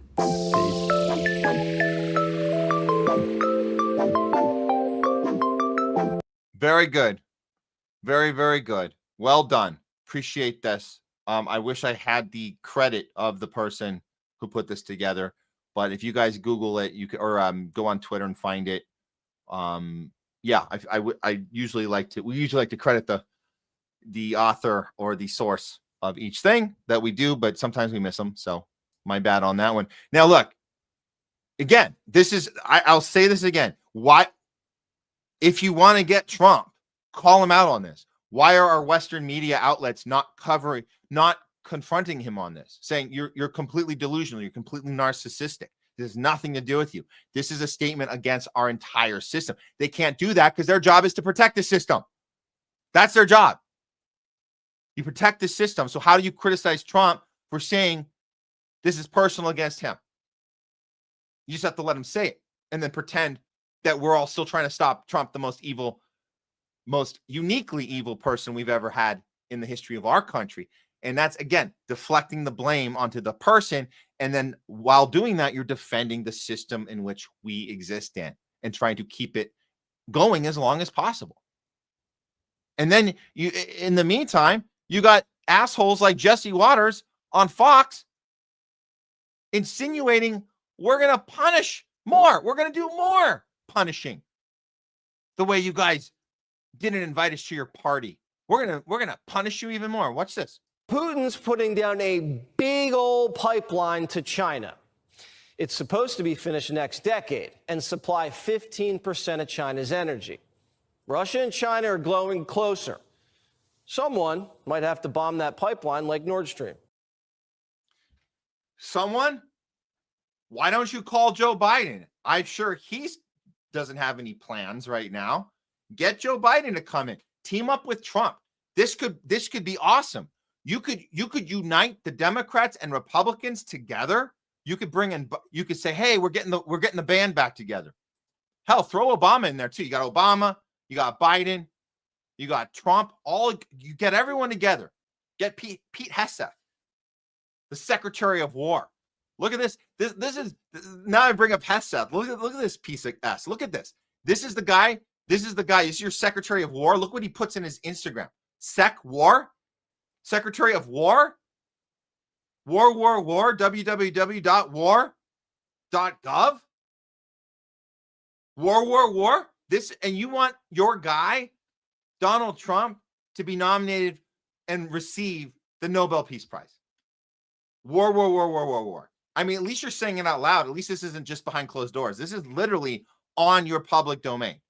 And again, the red flag should be if you are not seeing pushback at Trump for his excessive narcissism and war talk, and pretending that the only reason that the BRICS leaders are gathering together is to spite him. If you're not seeing him being called out for that, then you know that the people that you're tuning in to get your news from, their job is to defend the system that he is complaining about, because he's also defending that system. He's trying to make it personal, and they're letting him do it. But make no mistake, China's winning this war. The war is not on the battlefield. The war is innovation, prosperity, peace, the sustainability, the ability for humanity to function without homelessness, without infrastructure problems, without these problems we have here. And this is, we're watching the fall of an empire in real time. And all we can talk about is war, war, war. And let's take out another Nord Stream pipeline. Someone's got to do it, right, Jesse Waters? And that's World War III watch.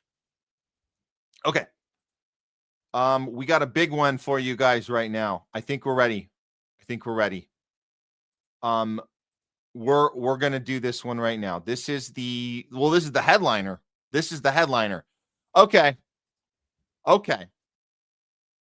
You guys know by now, you've seen it on your feeds. You know what the president tweeted out on Truth Social. It was a video. About vaccines. And the video was posted, and then it says on top of the video, they're all poison. That circulated. Well, it seems he might not have been the one that put "they are poison" every single one. We'll get to that soon. He might not have put that on the original post, but he did, and we can verify here at the Homeless Left, our president did tweet this video out. This happened. Let's listen to some of it. We played it for you in the intro, but let's hear some of it right now, because he put this out and it made the rounds, and there's a lot of different responses, but we're going to break it down for you in just a sec. Here we go. Show them the thimerosal bomb, which we keep in a metal container because we're a little afraid of it, and it's a very fine powder. This is thimerosal, which is labeled very toxic, has cumulative effects, can cause damage to the kidneys, to the respiratory system, skin, to the nervous system. It specifically warns on here that it can cause reproductive and developmental toxicity, meaning that it can cause things like autism and other neurodevelopmental disorders. This is immensely toxic stuff. And this is what's in the vaccine. It's important to realize we're talking about a whole range of products. Vaccines are a big one because, of course, you're directly injecting it. For example, this is tetanus vaccine. This one expires. It's a little outdated now, in 2007. And here's the thimerosal. 1 to 10,000 is a preservative. Perhaps the biggest one in the U.S., at least, that's for exposure to mercury is the influenza vaccine.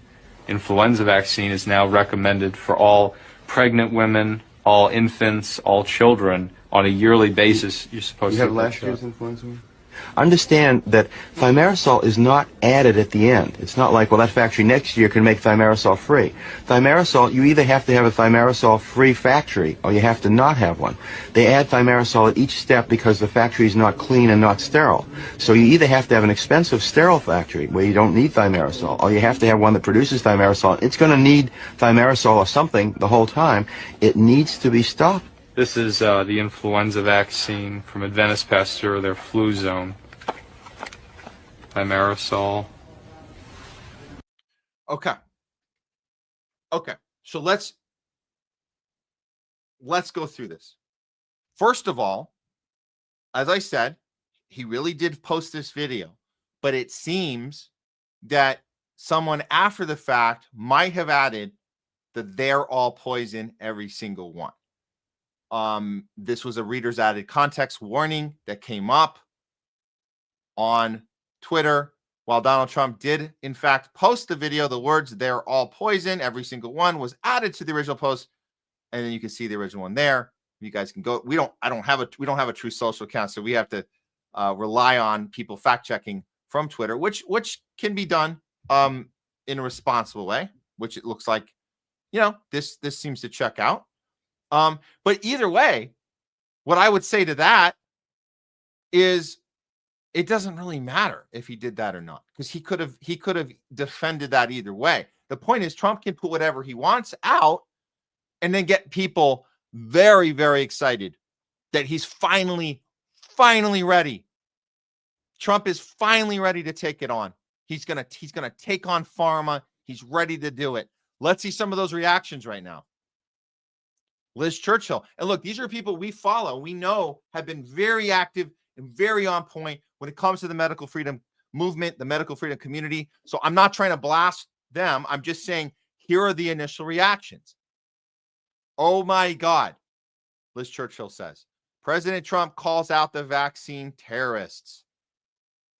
Exciting, right? Now, I don't think she knew that they're all poison, every single one yet.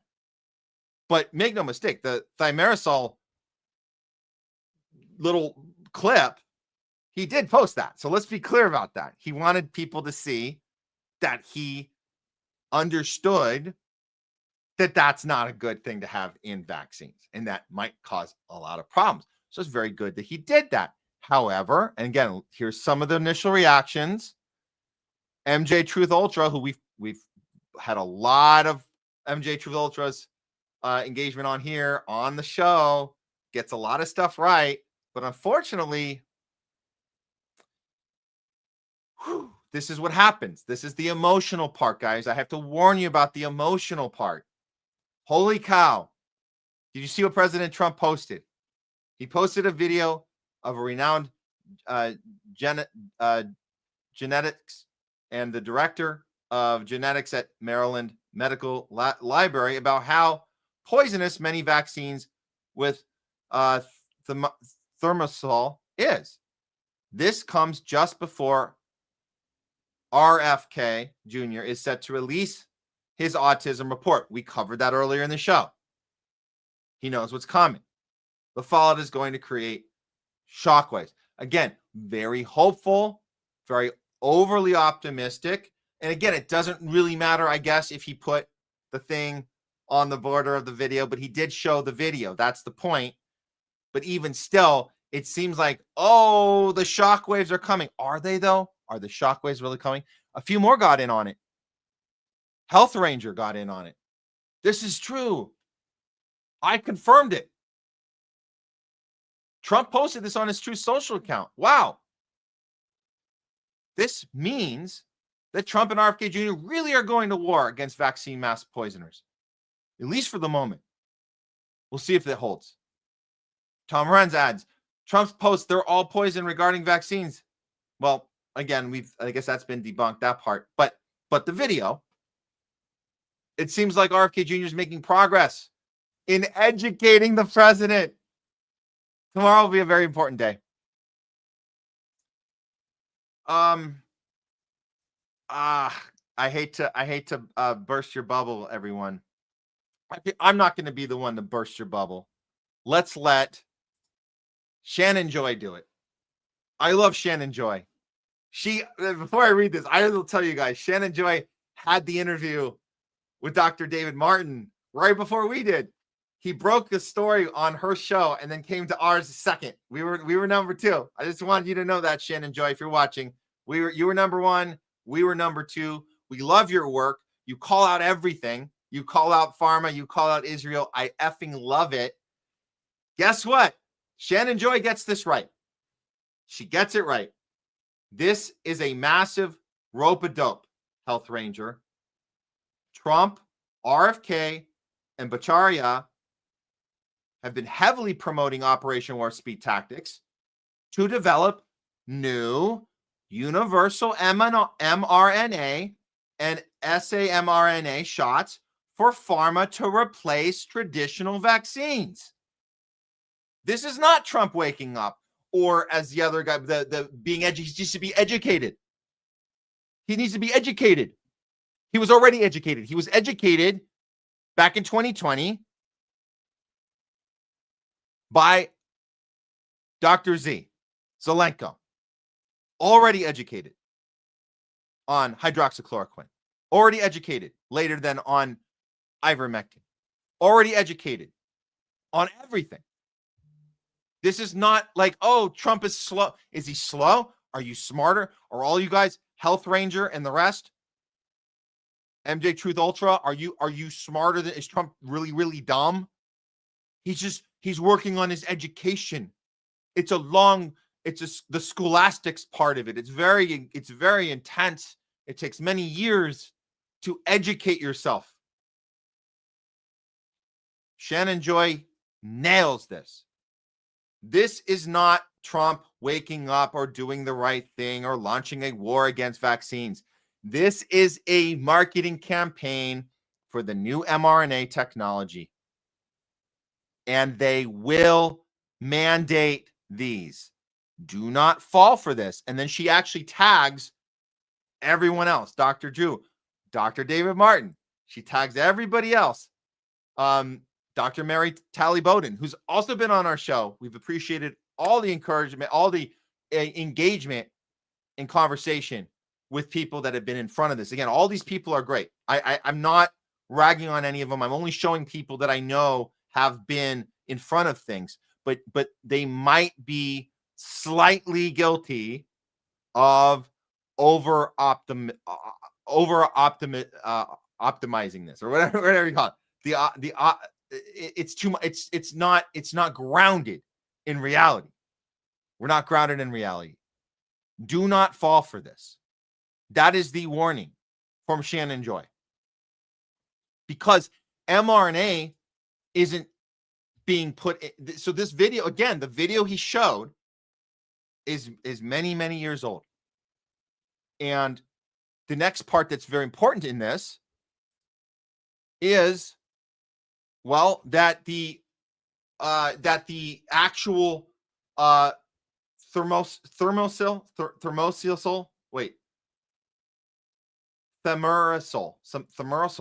I'm having a hard time pronouncing it. That it's not really the problem in today's vaccines. It's something they can actually take out. And if they do take it out, it contains mercury. That's the problem. It has mercury in it. And mercury is very deadly. It's very dangerous. So if that's the thing they're going to focus on and pretend that it's a big win to get the mercury out of our vaccines, and then we all are supposed to applaud, as every one of them, including as you saw in the video, the flu vaccine will be replaced with mRNA. That's been the plan the whole time. Let's do this right now. I think I really hate what they've done over on NPR, but this is important. This is going to show you guys how it's being covered on mainstream. This is NPR. Pretends to be a news outlet for the people, but they're funded by the banks and everything. Just same old. But here's NPR in their take. 4 things to know about the vaccine ingredient, thimerosal. I think I got that right now. Okay. Here's what you need to know. The federal government could soon recommend that people only receive flu shots made without an ingredient called thimerosal. The preservative, and it's a preservative because it's supposed to preserve vaccines. It's not actually help. They're not even claiming that it helps you. It just helps vaccine companies make more money. That's what the system we're in. It's a profit over people system. The preservatives has been absent from the majority of the flu vaccines for nearly 2 decades. Well, it's debatable whether it's the majority, but there's been less of it. That's the point. We can vouch for that. There's been less of it over the last 2 decades, but it's still a problem. It was on the agenda of the committee that advises the Centers for Disease Control and Prevention on vaccine policy. In June, it was the first meeting since earlier in the month when RFK Jr. stacked all 17 previous members of the advisory committee and installed his own slate of 7. So this mercury component, thimerosal, has been a target of groups that question vaccine safety. That's despite a long record of safe and effective use. Yeah, sure. As a vaccine preservative, again, it doesn't help the person taking it. It helps the company make more money because they can preserve it longer. So 3 separate votes. They recommended that children, pregnant women, and all adults receive single-dose flu immunizations with vaccines that don't contain. Okay, great. The next step would be the decision by Kennedy or the CDC on the recommendations. Okay, so we have this guy, this lone committee member, Cody Meisner. Of all the issues they need to focus on, this is not the big one. The risk from influenza is so much greater than the non-existent, as far as we know, the risk from thimerosal. He added there is no scientific evidence that thimerosal has caused a problem. But what would happen if it's effectively banned from the flu shots? Here's the 4 things to know. Oh, they're telling us it contains mercury. Well, look at that. Not a conspiracy theory. So mercury put into a preservative to make vaccine companies more money. Okay. Thank you for telling us that, NPR. So when you're coming into the flu season, it's not uncommon to get all your flu vaccines up front in the beginning of the season, and sometimes the storage in the refrigerator can be an issue. Okay. Blah, blah, blah. All right. So now they're saying it's been used infrequently since 2001. Well, why is that? I wonder. I wouldn't say, what do you mean by infrequently? It means a little less than before? Okay. Okay. So they're admitting that part. That's interesting. It has a discredited link to autism. Of course it has a discredited link. That's yeah, for sure. Because so we don't want any more studies, Kennedy. No more studies on that. It's already been discredited. The 4th thing they point out is most people won't notice if it's no longer recommended in the shots. Since most flu shots are administered with single-dose syringes, most people probably won't even notice if they decide to ban it at all. But if the ban, it could present some challenges. Health centers begin ordering flu vaccines in the next flu season. It's possible they'd have to swap them out. Oh, it could present some challenges for the shareholders. That's what they're telling us. That's what NPR is telling us. If they get rid of this mercury in the flu shot, it's going to present challenges to the shareholders, not to the people who don't need a preservative in their body for no reason that has mercury in it, which is crazy, right? Okay. So they go on to smear this as, is this now going to be the standard? That's very concerning if that's where we're headed. Concerning for who? For the people or for the shareholders? And then, of course, Goodman is also worried that these moves will ultimately undermine the confidence in vaccines. Oh, it's all about, we got to keep confidence. We got to keep confidence. Because if people start to get skeptical, that'll hurt. That will hurt our ultimate intention, which is for the greater good, right? That's what it's about, for the greater good. Okay, so that was important to show you guys, because it seems, even though they're continuing to smear anyone who's skeptical of poisons in our vaccines, it looks to me like Shannon Joe again is right, that we might be doing a little trade-off of what they are going to allow the change to happen. The change might be getting this mercury stuff out of the flu vaccine and any other vaccine. If that's accomplished, make no mistake, the Maha movement will have a celebration, and rightfully so. It'll be good. But the big thing we need to look at is, if that happens, you can guarantee it will be replaced. It's always replaced. Anytime something is taken away, it's always replaced. How many examples do we need? Elon Musk's Doge. You found all the money, all the embezzled money, all the missing money. Where did it go? Into another nefarious operation. We'll never see it.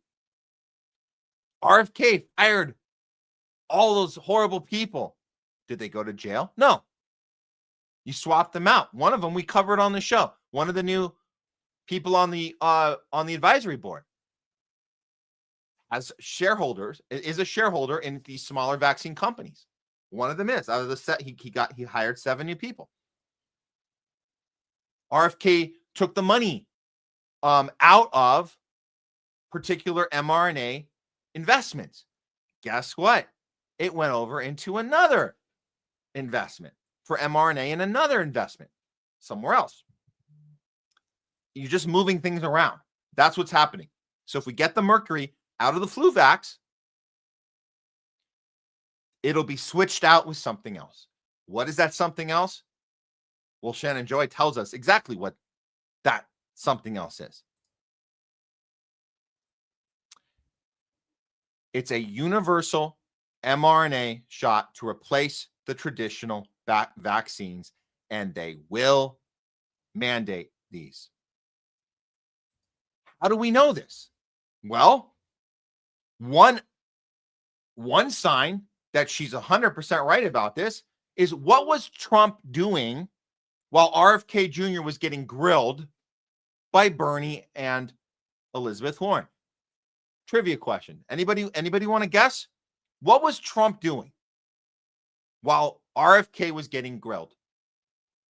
He was meeting with Bill Gates. Did you guys see this one? Well, I'm in the second phase of my career, giving away all the wonderful money that Satya's good work has helped multiply a lot. But I think the thing that ties my first career that I still spend some time on because AI is so phenomenal, and my second career is innovation, innovating in health in areas like vaccines or gene editing, and the president and I are talking about taking American innovation to the next level to cure. I just want to say welcome to our stream. Looks like we have a Rumble raid. Let's see if we got it right here. Look at that. Welcome, Raiders. Thanks for being with us on the Homeless Left. This is the DD group. Well, welcome, guys. I remember Bonzo Beans. Yes, the DD fan could use some more skeptical vaccine info. Well, here we are. We're doing it. We're covering it today, guys. So welcome.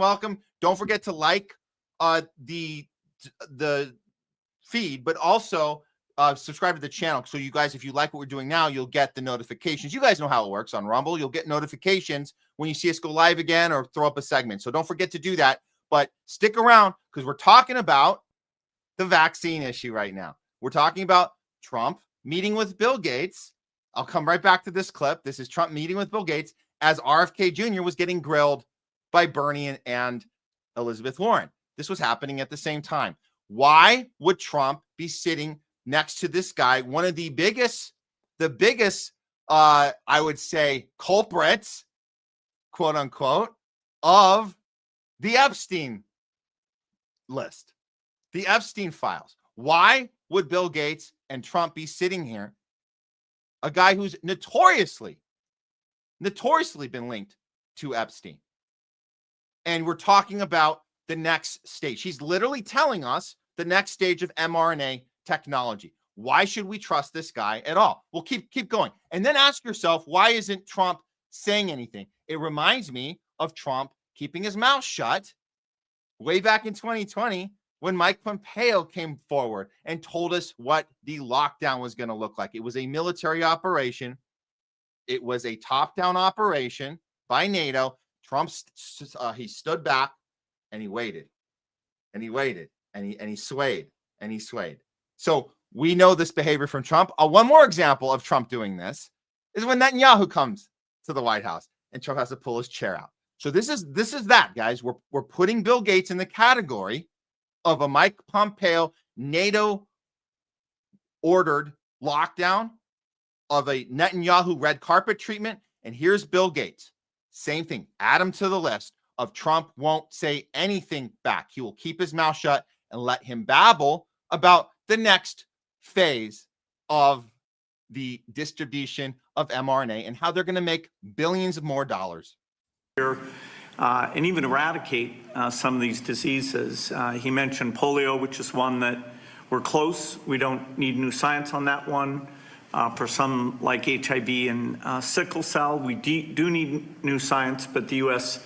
Has the seeds that in the same way that Warp Speed took those seeds and put them together, I think something fantastic can be done. AI for our foundation is that we want a doctor for everyone in Africa through AI. We want farmers to have incredible advice and, kids to have a chance to learn. So the work being done by the people at this table is changing the world. It's, coming fast, so it's great. We all get together and talk about how the U.S. can lead in this key area and apply it even to the poorest outside the U.S. as well as to our great citizens. So thank you for incredible leadership, including getting this group together. Thank you for keeping your mouth shut while I yap about my next psychotic plan, my next Dr. Evil plan of combining mRNA technology with AI technology. We know you got Palantir doing its thing. Well, guess what? We also have Ellison. You did the Ellison contract. You did that on day 2, man. Multi-billion-dollar contract with Ellison. Star technology. We're talking about, as Bill Gates says, AI, doctor for every single person. That means an AI is going to tell you, we're going to pre-crime your ass with cancer. It's pre-cancer. Not kidding. If you guys missed that, Trump's day 2, you guys been following it the whole way. Be concerned when mainstream media isn't covering one of the things Trump is doing. That's what we do here on this show. We will tell you the thing they forgot to tell you. All the horrible things Trump has done. They forgot to tell you about Ellison and the mRNA contract, multi-billion-dollar contract with Star Technology. He did it on day 2 of his second term. This is coming to fruition with Bill Gates sitting here right here. And I'm telling you, it's not a coincidence that his guy, RFK Jr., at the moment of this happening, he is sitting in a room being bombarded, as we said, bamboozled by Bernie and Elizabeth Warren, who are there to protect Big Pharma and tell RFK Jr. that he isn't keeping his promise. He's not keeping his promise. He's not allowing vaccines to be available. No, he is. They're lying when they tell you that. All he's doing is reducing the mandate. That's all he's doing. You still can go get your vaccine. Believe me, you can still get your vaccine. And again, if you haven't been looking into any of the vaccine stuff, mRNA stuff, okay, it's a lot to catch up on. I get it. However, you know about Bill Gates' relationship with Jeffrey Epstein. You know that the Epstein list, as Trump puts it, you know it's not a Democrat hoax. Why is he sitting here with Bill Gates? That is really the question. And you know who nails it on a tweet? I'm going to put this one up because this is a friend of the show. I have to give a shout out to JJ Carroll. He's been on with us a few times. This guy was a true American patriot. He was following the child sex trafficking stuff before anybody. And he wrote a whole book about it being something, that Biden exclusively was doing. I think he found out later that it wasn't just a Biden thing. It was a entire job of the entire system, not just exclusively Biden. And now he's understanding, he understands the Israel capture too. I understand. So thank you for that, JJ, for pointing that out when I know you were a loyal Trump supporter before. And JJ calls this out. He says, what in the fuck is going on at the Trump administration? Epstein is a hoax. Huh? Really? One of the biggest rapists on Epstein's island is sitting right next to the first lady. Gates is talking about vaccines and Trump just sits there. Nailed it, JJ. And again, this is the courage you need. We know JJ was a kind of a Trump guy until he realized that Trump was also in on it at the border. All the cartel stuff, all the child sex trafficking, and of course, all of the Israel capture. It's all there. And once you understand that Jeffrey Epstein is an agent of the Mossad, then you understand that it's all connected, man. It's all connected. And back to the vaccines, this was always deliberate. This was always about getting everybody on the super duper data computer. You get the left on. How do you get the left on board? You do the vaccine passports. That's how you get the left on. How do you get the right on? You do it with immigration. That's how you get the right on. So you get them both on. It's genius. It's absolutely genius. You get both sides to agree to the same thing, which is more control, more surveillance, and more what we call pre-crime, because the right loves the pre-crime when it comes to Palestine, right? You got to stop those jihadists in the street. You got to stop them. Pre-crime their ass. Use Palantir. Pre-crime their ass. Well, guess what? We're also going to pre-cancer your ass now too, with what Bill Gates just told you. AI for everyone in the medical arena. We don't need the doctors anymore. We don't need the nurses anymore. Sorry. AI doctors are going to tell you before you have cancer that you were going to get cancer. Here's another jab of the gene therapy called mRNA. Don't worry. Just trust us. We can't show it to you. We knew you were going to do it in the future. Just like we knew you were going to commit a crime in the future based on the algorithm. We had to knock on your door and arrest you before you did the crime. Pre-crime, pre-cancer, pre-health, pre-everything. We're going to tell you before you do it. And you're going to need another shot if you want to participate in society again. That's where we're at. And you got both sides on board for this. So, with that said, don't worry, guys. You still can get your boosters. You still can get your boosters. If you still want them, you can still get them. They're not going anywhere. COVID-19 boosters are available for those who haven't died yet. Okay, that is the poison section we had to do today. And we appreciate all you guys again for the raid from Due Dissidents. Very cool. I think what we're gonna do, because we have some HOLLYWOKE to get into. Let's go ahead and do that actually, and then we'll get to some talking back with you guys after that. Let's see here. And I do have to say, I do appreciate all you guys sticking around. If you guys, I know you probably were watching Due Dissidents before, so if you do run out of time, you can't stay with us. We understand, but don't forget to not just like the video, but hit the subscribe button on the channel. You guys know that's easy to do. It takes one click. It's free, and then you can get a notification when we post more stuff. So we really do appreciate that from all you guys, and we love Due Dissidents. We've had Keaton on before, a few times actually. So I think we're all in the same camp, right? We're all in the same arena of challenging power, and we don't care if you have a D or an R, whatever the hell next to your name, we're going to call it out regardless, because that's how we do it when we're using our critical thinking skills and not being tribal. No more tribal think. That's what we do here on the Homeless Left. It's a non-tribal approach to news. And you know it. It's a non-tribal approach to life in general. That's how we do it. Okay, we'll be right back with This Week in HOLLYWOKE, and then we're going to get to your guys' comments, and I'll engage with you guys on some talking back. Okay, see you guys in like 2 minutes. Don't go anywhere. We'll be right back.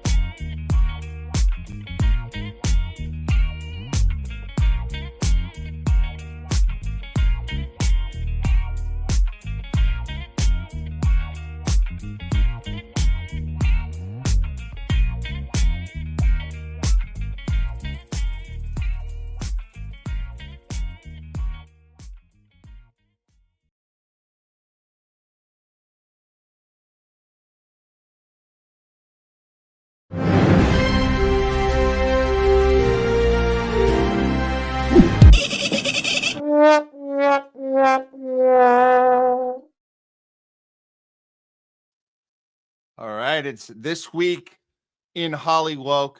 We've been covering Ziowood, which is another form of HOLLYWOKE, which is the ongoing battle against the Zionist control of this town. We're right here in LA. We see it every day. It's been here the whole time. We just have been kind of waking up to it over the last couple of years, post October 7th. But as we know, this war has been going on, war as in before the genocide, because it's not a war now, it's just a complete genocide. But the war, the battle for information, the battle for control of a narrative, we've been losing that battle since 1948 and before, specifically here in the entertainment industry in Hollywood. So we're going to cover some stuff going on here locally when we talk about the VMAs that happened. I got a story for you on that. We'll get to that one in a second.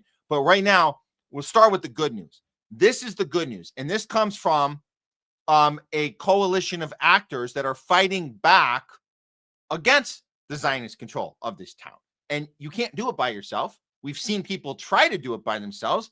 Like we had Susan Sarandon. She got fired by CAA because she was in a Palestine march. Can't do that. Can't pick up a mic and give a speech about freeing Palestine, about stopping the occupation, about stopping the genocide. You can't do that. And then they teach you a lesson here, and CAA fires you. That's what happened. I'm not saying what she should have done. That was very noble that she did that. I'm saying, look how more effective you can be when you get more than one person doing it at a time.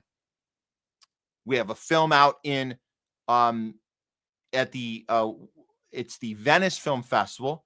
We showed you guys, it's called The Voice of Hind Rajab. That was an incredible film. We're going to look at how that turned out. But first, this is, and I believe, a direct response, and the timing of it is that we see a movie being celebrated, a Free Palestine movie being celebrated at the Venice Film Festival. It laid the groundwork for this to happen. Olivia Colman, Mark Ruffalo, and more stars join Israeli film boycott over Gaza genocide. More than 1,500. It was 1,200. Now overnight, it jumped 300 more. I'm not kidding you guys. It was at 1,200 yesterday. So this is a rapid expansion. They usually just slap the most A-listers on the cover, but these, make no mistake, these aren't just like low crew people. These are industry figures. They have Olivia Colman, Mark Ruffalo. We know Mark Ruffalo. We're actually hoping to work with him on a film about union busting. We're looking at doing that hopefully soon. But he's a perfect person to be on something like this because it means he has the courage. He's somebody I would want to work with. Absolutely. So they're vowing to boycott the Israeli movie institutions that they said were implicated in genocide. This is an open letter that was published on Monday. And I don't think it's a coincidence that this happened right after the film The Voice of Hind Rajab actually not just had the longest standing ovation ever. I'm going to show you a clip of that in a second. But it won almost the top prize. It won the second prize, the second to top prize at the Venice Festival. But let's see more on here. So this was in the actual letter that was signed now by over 500 industry professionals. We pledge not to screen films, appear at, or otherwise work with Israeli film institutions, including festivals, cinemas, broadcasters, and production companies that are implicated in genocide and apartheid against the Palestinian people. Now, this is incredible because this isn't just a small amount of people, a small amount of institutions. This is a big effing deal. This is practically every entity in Hollywood is going to be on the side of Israel. So this is a massive thing to say, that we're not going to associate with them as long as they're supporting genocide. The signatories include British stars, Amy Lou Wood, Josh O'Connor, Tilda Swinton, we like her, American actors, Io Beery, Cynthia Nixon, Sex and the City, and filmmakers Ken Loach and Yorgos Lanthimos, and a bunch of others too. The letter organized by the group, Film Workers for Palestine, said it was inspired by filmmakers who had refused to screen their work in apartheid South Africa. Great reference. Great reference. Follow what's worked. Follow what's worked. That's how that's how the people won the battle of apartheid South Africa. They kept pushing the pressure against the financial institutions. Once the U.S. lost the ability to make money off the apartheid in South Africa was when they switched their minds, and all of a sudden Nelson Mandela was a hero and not a traitor and not a terrorist. You see how that works? Force the money out of the pockets of the people supporting the apartheid. That's the lesson. That's how you do it. In this urgent moment of crisis where many of our governments are enabling the carnage in Gaza, we must do everything we can to address complicity in that unrelenting horror. The letter read. So this is for everybody. So the 1,500 plus people have signed this letter saying that.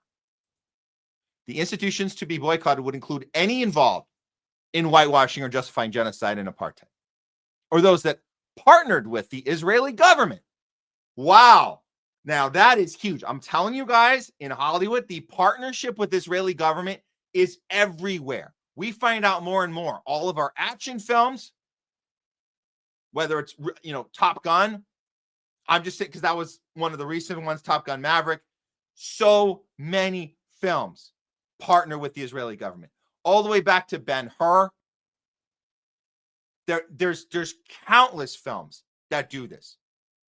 Countless films throughout the 80s, Chuck Norris films, whatever.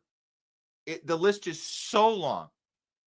Israeli government institutions associated with the Israeli government who are through the Mossad, by the way, through the Mossad, who are in Hollywood to make sure that everything goes smoothly on these films and that the films are used as propaganda pieces to pretend that and to send the message of that the Muslims are terrorists, Muslims are not human beings.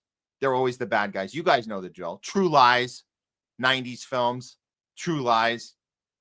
These are not just accidentally on the side of Israel. These are films who are partnered with the Israeli government.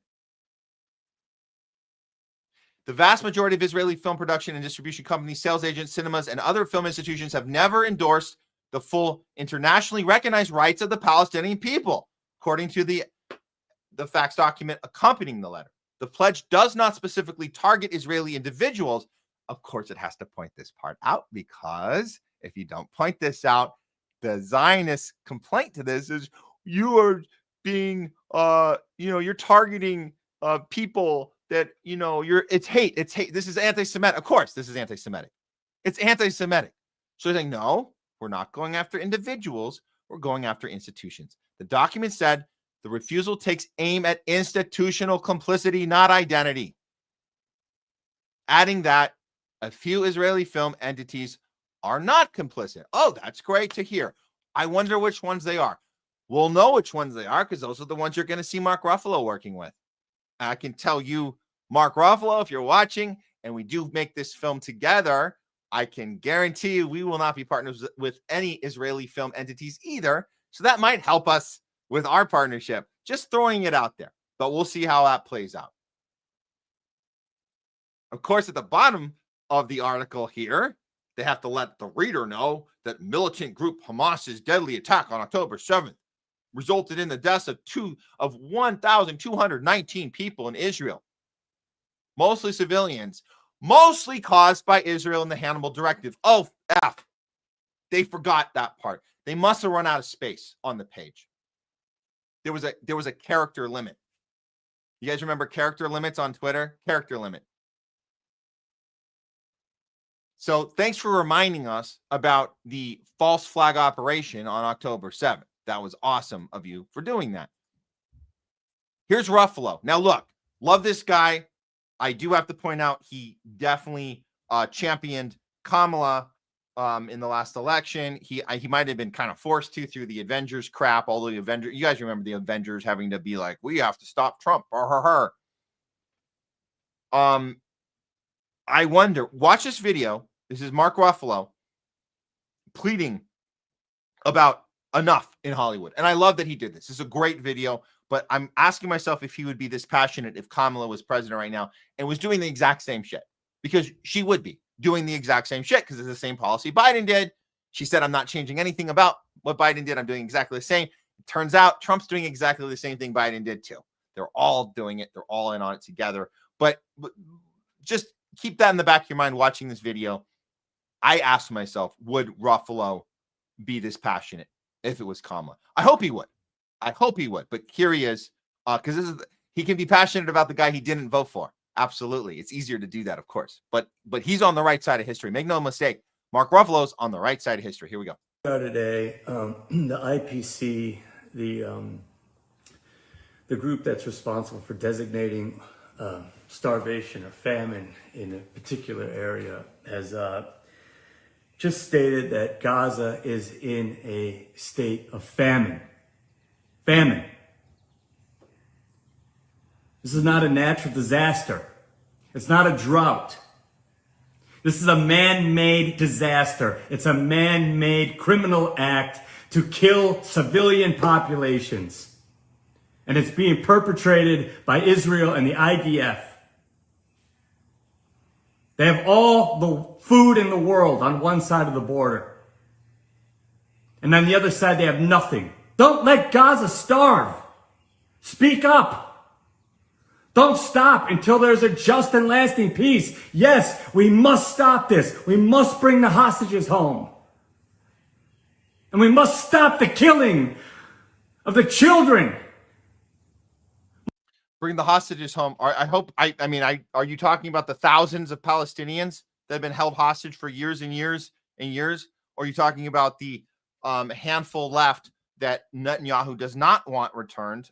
We know that for a fact. He doesn't want them returned. He wants to use them as excuse. But we'll put that aside. I just maybe we're talking semantics here. But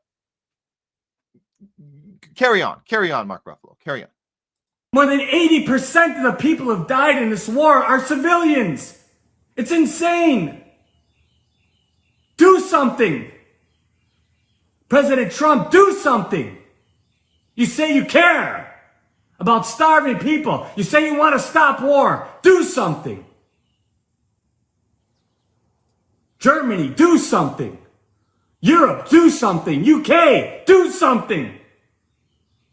We're going to sit here and watch this happen? It's insane. It's heartbreaking. Do something. Well, they're doing something. They're saying we're not going to work. We're protesting the Israeli lobby right in Hollywood that's been here the entire time. That's the thing about the industry right here. It's been here the entire time. And no one's been able to say anything about it. Except, like I mentioned, Susan Sarandon, pretty much on her own, getting fired from CAA. You want to go back before that? Not too much action here. You had people, if you tweeted about it, you had to take it off immediately. We saw that in the NBA. We saw Dwight Howard tweeted out Free Palestine back in 2014. He had to take it down immediately. Immediately.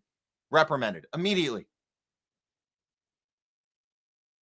If you go back to the 70s, 1978, the 50th Academy Awards, the 50th Anniversary Academy Awards, you had Jane Fonda showing up with her co-star, Vanessa Redgrave. Guess who was on the side of the people? Not Jane Fonda. Vanessa Redgrave was. She was bullied and taunted and threatened for a documentary she made called The Palestinian. Did you know that? Jane Fonda was a co-star of another film called Carrie, I believe, who Vanessa Redgrave won the Oscar for supporting actress. And she got up on the stage. It was the first award of the night, the 50th Academy Awards, 1978. She goes up there and she pleads with the room. to stop the Zionist control of this industry. And she got booed off the stage as she won the award for Best Supporting Actress in a film she did with Jane Fonda. Guess who came to her rescue? Nobody. She went to the award shows, the award parties. There's award parties after. She was sitting alone at the table with her Academy Award and 2 security guards on either side. I'm not making this up. This happened. This is where Hollywood once was. A single voice sitting at a table alone with their Academy Award. We've come far. Although last year we had a winner of the documentary, Best Documentary. He was captured and tortured by the IDF after receiving his Academy Award 3 weeks later. That happened. Did the Academy say anything about it? No, they suggested it might have been a coincidence. There's no way the IDF could have known he won an Academy Award. There's no way they could have known. They don't have the technology or the means to find that out. He was just randomly in the West Bank, and somebody said he threw a rock. Yeah, an Academy Award winner threw a rock at an IDF soldier and then got beaten and tortured for a day after winning his Academy Award 3 weeks later. That happened just last year. So look, we're making progress just in the last year. We're actually making progress. It's actually happening. It's pretty exciting. Look, now would Ruffalo say that, please, Kamala Harris, President Harris, do something? I don't know. But he's begging Trump. He's begging everybody around the world to do something. I'm glad he's doing something here in this town. But who cares, right? It's just Hollywood. It's just movies. It's just stupid movies. No. I'm going to tell you guys right now, we make fun of HOLLYWOKE. We do this segment, HOLLYWOKE. We make fun of the top-down instructions of DEI, top-down instructions of what flag is appropriate, top-down instructions of who to kick out, top-down instructions of when De Niro gets up on stage and says, fuck Trump, and that becomes the cool thing to do, fuck Trump. Top-down instructions, time to put your Ukrainian flag in your social media, wave your Ukrainian flag around, Paul McCartney on a stage in Orange County. That's the thing we make fun of. COVID time to jab up if you want to be on set. Time to put an experimental jab in your arm if you want to be on set with Brad Pitt. Come on, mothers. Your kid want to be an extra in a Brad Pitt film? Put this shit in your arm. Sign up. So we make fun of that. It's HOLLYWOKE. You guys that maybe are over the films because the films have gotten so bad, I get it, that we make fun of how bad they are because they're all DEI. Now we got the AI problem. We got a lot of problems here. I've talked about this with Garland Nixon a lot. We talk about how bad the films have gotten. And I know it's easy for you guys to say, well, we just won't watch anymore. We're done. Well, good. You won't watch anymore. But there's still a part you have to understand. The manipulation through these films, the CIA, the Mossad manipulating us through the films this whole time. Did you know that we were pawns of this narration? That's how you manufacture consent. That's why we all got on board to invade Iraq and kill 1 million Iraqis. Did you know that that was through Hollywood? It happened through our films. That's why the changes we're seeing are important right now. Seeing this petition of the 1,500 industry professionals saying, we don't want to be part of that anymore. That's a big deal. Now, the industry is failing anyways, fine. It's going to be AI anyways, fine. But this is something. This is something that the tools they were using us as tools, using our films, our film experiences to tell us about the chosen ones, using Disney films. You guys, the Disney films doing this to our kids. The Prince of Egypt, the chosen ones. God's going to come down and make all of the Muslims, all the Egyptians, they're all going to die they're all going to suffocate. God's going to take all the air out. These are children films that we're supposed to be okay with. Let my people go. My people? What the F is that? So we're sick of that. These actors are speaking up. And the timing is interesting because this is happening at the film festivals. This is happening right now. This is the standing ovation, record-breaking standing ovation for the film that we covered last week. I didn't show you guys this angle of it. This is pretty awesome. This is the film. If you guys missed it, the film is The Voice of Hind Rajab, a 5-year-old getting shot by Israel 550 times, was shot at, 300 and something of the bullets hit her. A 5-year-old. That's what the movie's about. Brad Pitt and Joaquin Phoenix and Rooney Mara put their names on this. And here you go. This is the standing ovation with the Palestinian flag, the Free Palestine chant in the theater. And it ended up winning the second place of the festival, the silver prize, and now it's gone to Toronto and will compete in Toronto.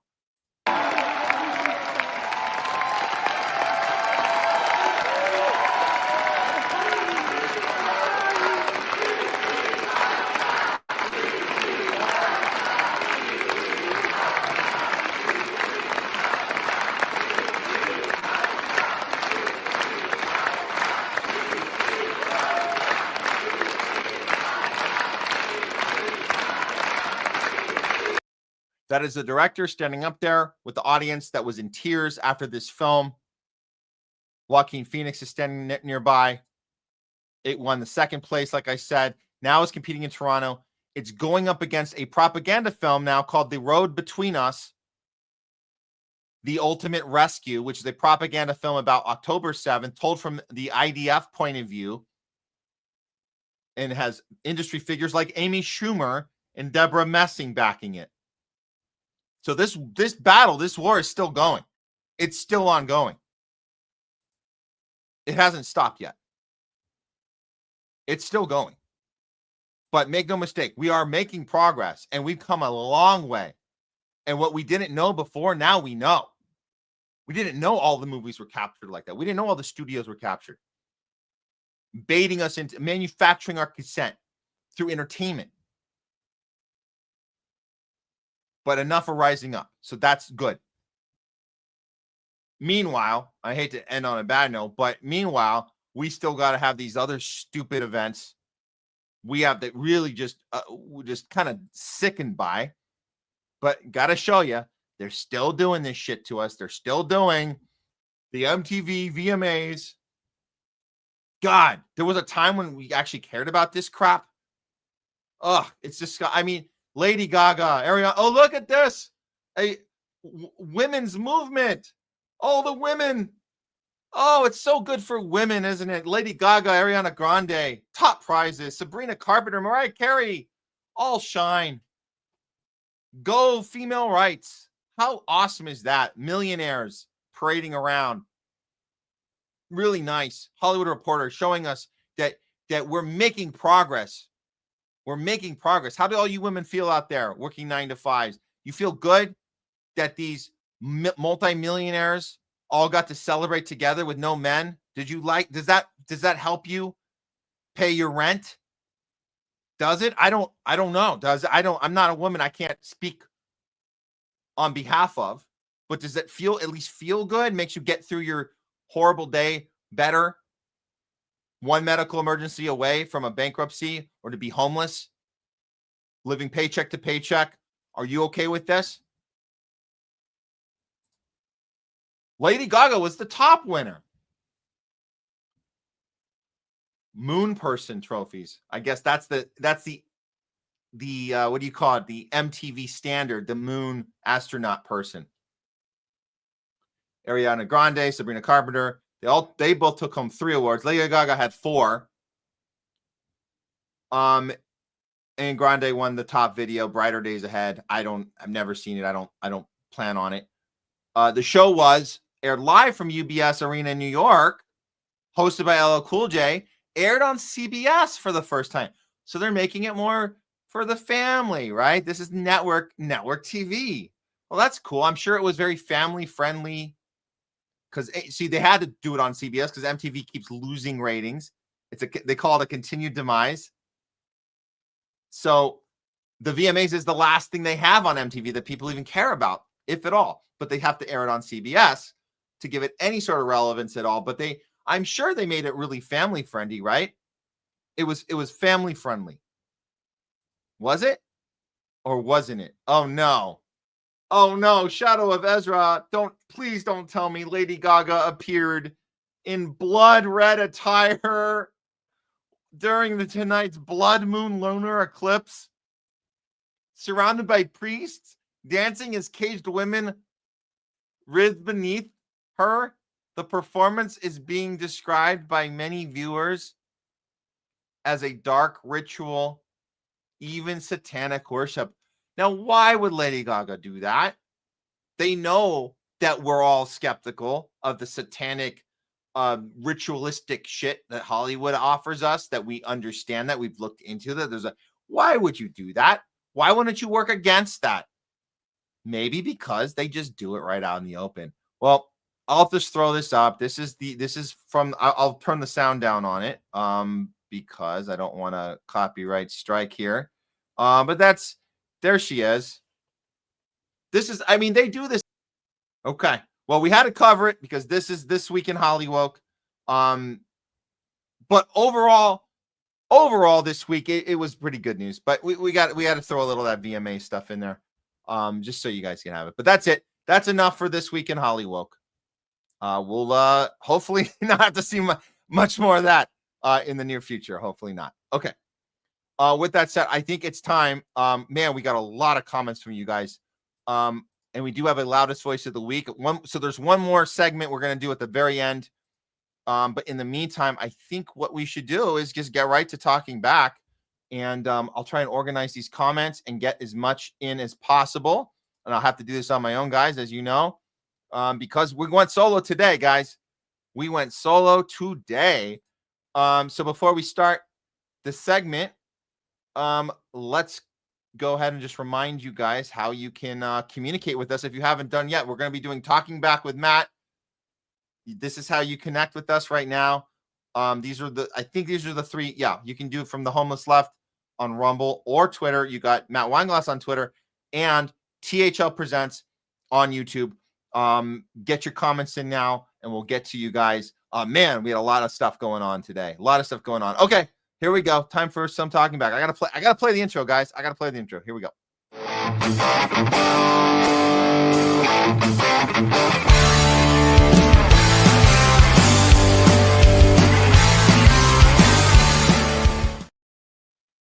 It's Talking Back with Matt today. Guys, we've had a pretty loaded show today. Pretty loaded show. We're talking about the Maha movement, the problems with going after RFK Jr. Are they trying to get him out?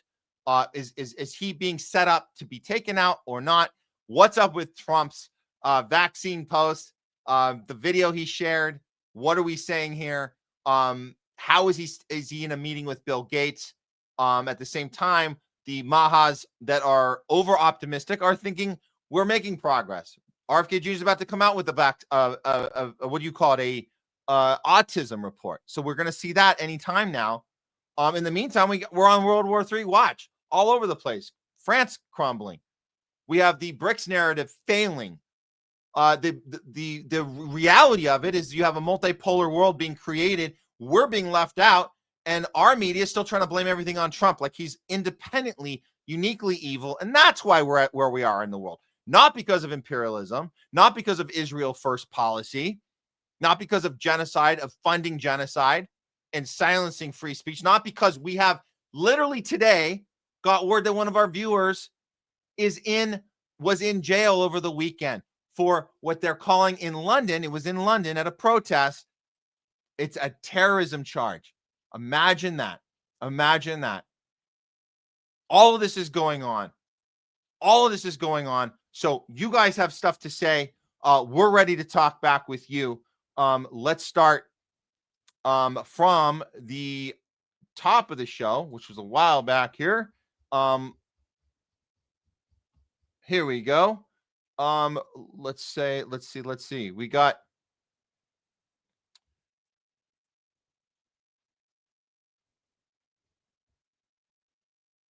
I love this one from LT Oracle of Truth. 1984 was a documentary. We realize this now. Thank you for that. Thank you for that. And we were warned through media, not just through media. We were warned through entertainment, which is a division of media. It's through our entertainment, through our stories, through the movies that were approved by the CIA and Mossad. They told us right through our screens as we're eating popcorn. Thank you for that, LT Oracle of Truth. Thanks for tuning in too. Let's see what else we got here. Oh, I appreciate this from Donald Duck's mom. RFK needs to stuff a sock in Liz's mouth. Yeah, isn't that funny?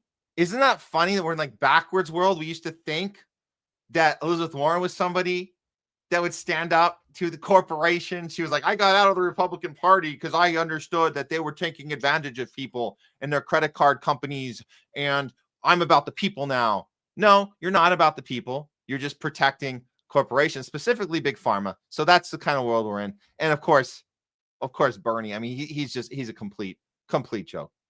Complete joke. And I go back to LT Oracle of Truth. Yes, Children's Channel is the patsy. That's the one they're trying to blame it all on and say RFK Jr. this is his big report. None of the other stuff is going to get talked about. So good. Yeah, very, very true. Very true. And this, I think this is in reference to Elizabeth Warren again. Smell inside your nose. She makes me so sick I have to mute and block the screen. Yep. Very vile demonic creature. Thank you for that. And all sentient beings, thanks for tuning in. She's awful and misrepresents us. Yes. 100%. Jungle Jer, great point. Thanks for tuning in. Elephant in the room. RFK's voice is weak, injured. Seems to struggle to articulate in loud, high-stakes situation. That's a great point. That's a great point. Maybe we got used to it over these last few years. We got used to his voice. We've seen him get riled up. I think he could have been more riled up on this. I think he could have been more like this. But you're right. His ability to project is compromised. And I wonder why. If you guys want to know why, go back and look for Joe Rogan interviewing Woody Harrelson. The moment Woody Harrelson, who's good friends with RFK Jr., Woody Harrelson is told by Joe Rogan what is going on with his voice, because Woody didn't know and a lot of other people didn't know. So it was quite a mind blowing moment. So go back and listen to that one, and you can get the truth of what actually happened to RFK and the irony behind this situation. It's phenomenal. It's phenomenal. Okay, what else? What else?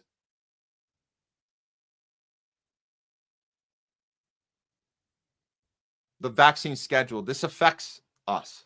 Leslie, this does affect us. Very nervous about our future children and the push of the vaccine schedule. I don't want them. Well, we got to do something about this vaccine schedule. So maybe even a little win can go a long way. Maybe it's okay. We talk about this bait and switching. We talk about that mRNA is never going to be looked at, but can we reduce the mandates? Can we do what Florida is doing right now? Florida is getting rid of the mandate for children. That's huge. So that means, okay, mRNA is still out there. It's not going anywhere. Fine. But our children won't be forced to have it. That might be worth it. That might be worth it. We just have to know when to come back down to reality and stop living in the clouds, because I think a lot of people living in the clouds, we saw this last couple days, Trump's post went out about the they're all poison. Then it turns out he didn't actually write the poison part. It was added later. But he did share the video, and the video shows us the mercury ingredient in vaccines is poison. It's literally showing us that. So he shared it out. So that's making everybody go, oh my God, something's being done. But as long as Bill Gates and Ellison and Palantir, and they're all tied with the Zionist movement, and they're all tied with the mRNA AI technology, and they're not just tied to the Trump administration, they're tied to our US government in general. They're tied to American imperialism, Israel first policy, the Homeland Security state, the surveillance state. It's not going to go anywhere. We're just going to have to accept that it's here. But can we get rid of a mandate? Is that something to fight for? Just a mandate. Maybe.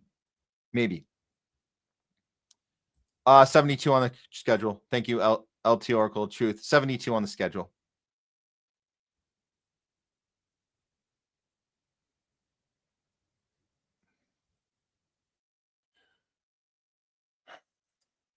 That's the oath, Leslie.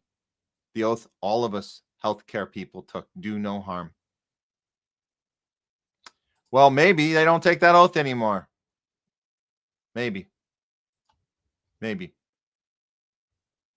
I told you guys about our viewer that unfortunately was arrested over the weekend. That was Wishigo. We covered it earlier, but I'll just throw it up for those who didn't understand that this actually happened, and we just found out live on the show. One of 850 people were arrested holding signs in London on Saturday. The pre-charge Section 13 Terrorism Act of 2000. This isn't a joke, guys. You go out there with a Free Palestine sign saying you're against genocide, and you end up with a terrorism charge. In London. This happened in London.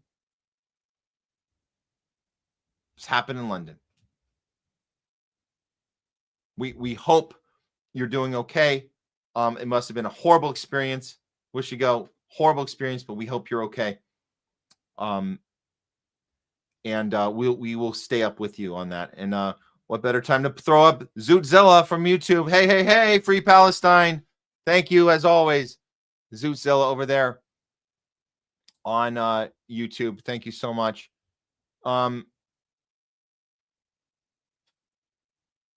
Pamela Drew, thank you for tuning in again. Big time kudos. And thanks for walking into the jaws of the beast in defiance. Courage is contagious. Credit for inspired resistance. That's directly to Wishigo. Thank you for that support. Wishigo, you have fans.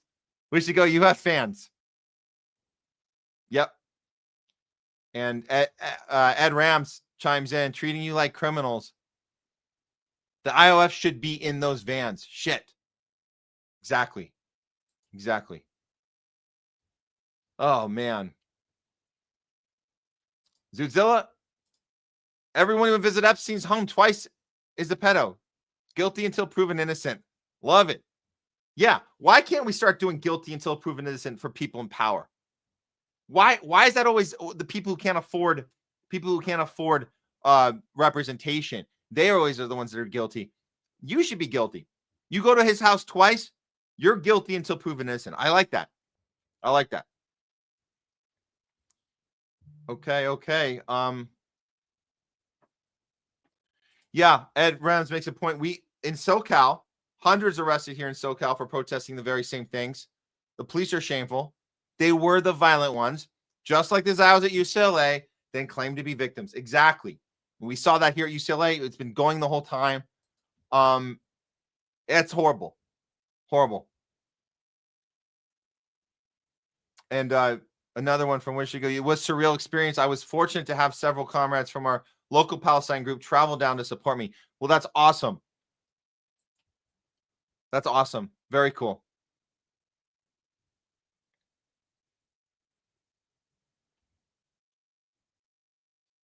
Yep. Oh, yeah.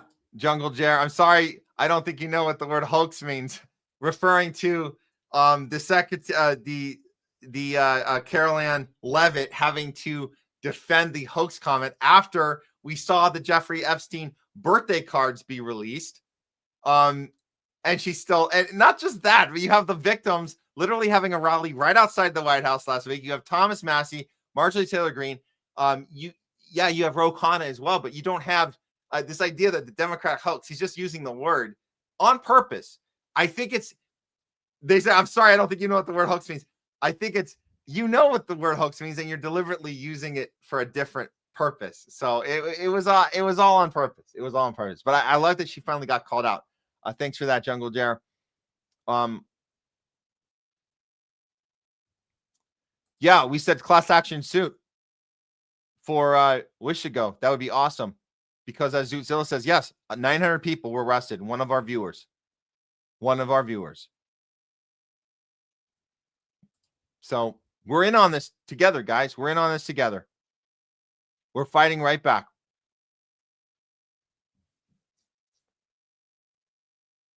Oh, thank you for tuning in.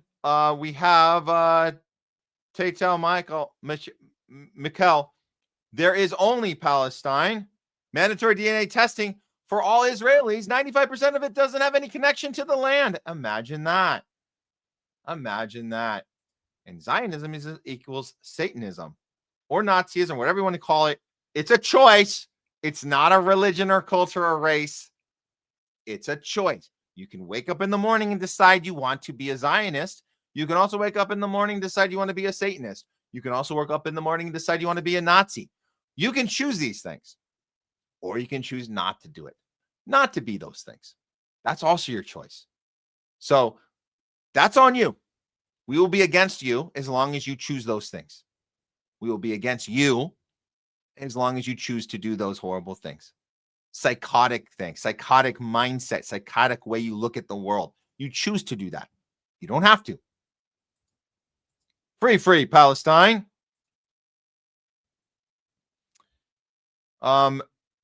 Let's see. We got a lot more going on here. And we should go. Thank you again. The real axis of evil is far closer to home. Absolutely. That's regards to they're still trying to paint Putin and Xi Jinping and Kim Jong-un as these the next incarnation of Hitler's all together having their super villains meeting. No, we are the real axis of evil. Thank you so much for that.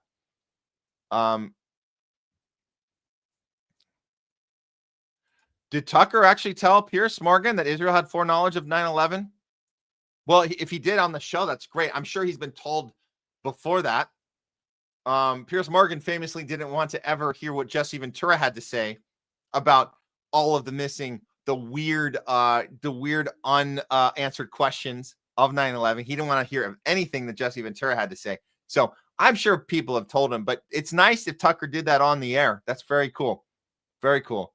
Appreciate that. And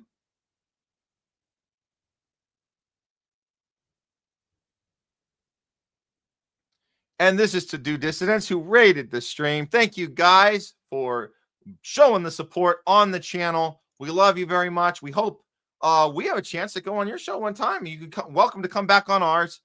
Keaton's been on. Let that Russell come on. That would be awesome. We can maybe work that out at some point. And Leslie says, hello, Do Dissidents. Welcome to the Homeless Left. Always on it before me. I appreciate that. Ed Ram said, what's up? You guys all beat me to it. Yeah, Skeptics here. And Leslie the nurse. Very cool. Well, I hope we did get a bunch of you guys to stick around, or at least if you couldn't stay, you could at least sign up for the channel. It just takes a button. You just hit the thing, and then you can get notifications when we go live again. And we do always start way after Do Dissidents' show on Tuesdays. I know they don't go on Thursdays. We do Thursdays. We're Tuesdays and Thursdays. We try to keep the same schedule every week. Thanks for that, Jungle Jar. All right, Matt Rocks, one-man show today with mod help, of course. Nice work, team. Hell yeah. Nice work. Thank you, all the mods helping me out today. Really, really appreciate it. This is a good point. Zootzilla, I think Bill Gates' wife left him because he was going to Epstein Island too often. Oh, she had some stuff to say. That weird ass divorce with the stuff about Epstein came up, and she was talking about it live on interviews. It was interesting. But yeah, you can imagine what she wasn't allowed to say or didn't say. But yeah, good point. And St. David's, thanks for tuning in. Bless up, Matt, Leslie, and chat. Awesome. Thank you so much. And Bonzo Beans, I know you were you're a mod with do dissidents, and I appreciate you saying this. I haven't been to a hospital much, talking to Leslie, our nurse Leslie, but was surprised and fascinated by how many nurses didn't agree with the docs. Has some choice info to share. Switzerland, very interesting. Love that assessment. Thanks for sharing that, Bonzo. We really appreciate it. Shout out to Yemen here from St. David's. May God bless Palestine, Yemen, and their people, the strongest people in the world. We've seen that. We know that. Absolutely. And Leslie can attest. Yes, nurses disagree with many things physicians say. Very cool. Very cool.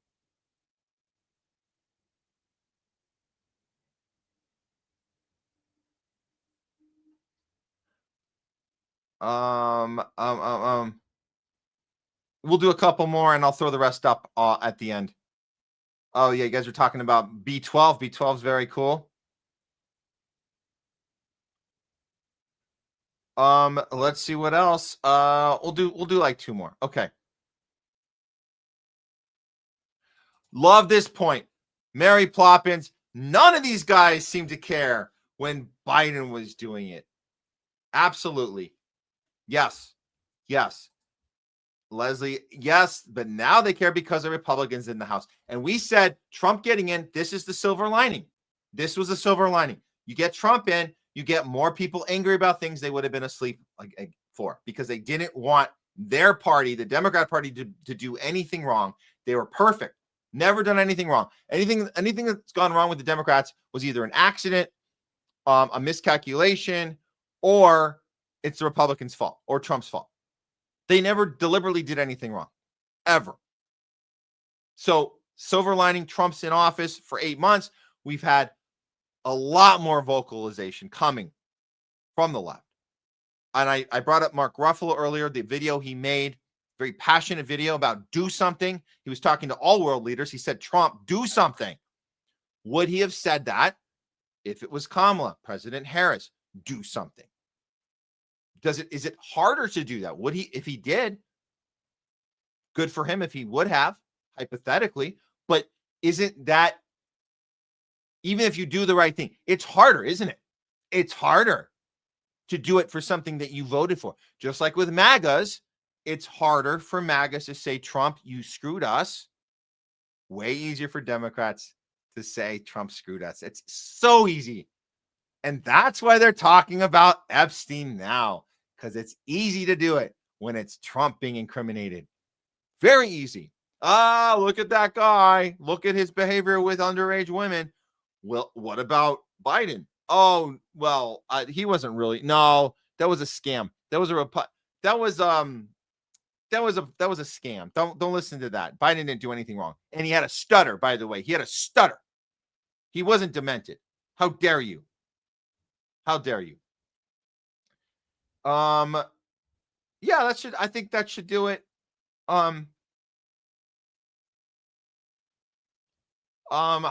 Yeah, I think that should do it for today.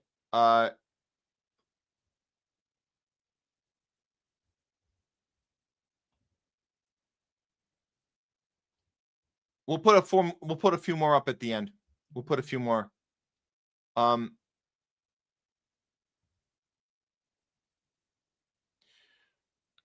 That should do it, guys. For Talking Back, we have one more story. One more story. We're going to get to that right now. If you guys got your questions in late, your comments in late, I'll try to run them at the end of the show. But we do have one more story to cover. I'm setting it up right now. It is Loudest Voice of the Week. This is a fun. God, I say fun. It's an entertaining one. Let's leave it at that. It's an entertaining one for you guys right now. Okay, here we go. Loudest Voice of the Week. Here we go.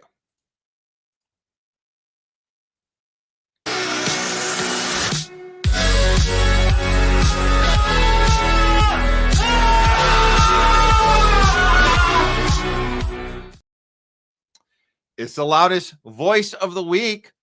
A lot of times we will champion people on this segment who are being the loudest when it comes to fighting for humanity, fighting for Palestine, calling out genocide, calling out the U.S. war machine, calling out imperialism, calling out deception and propaganda and splitting us in half, and just pulling the curtain back on corruption.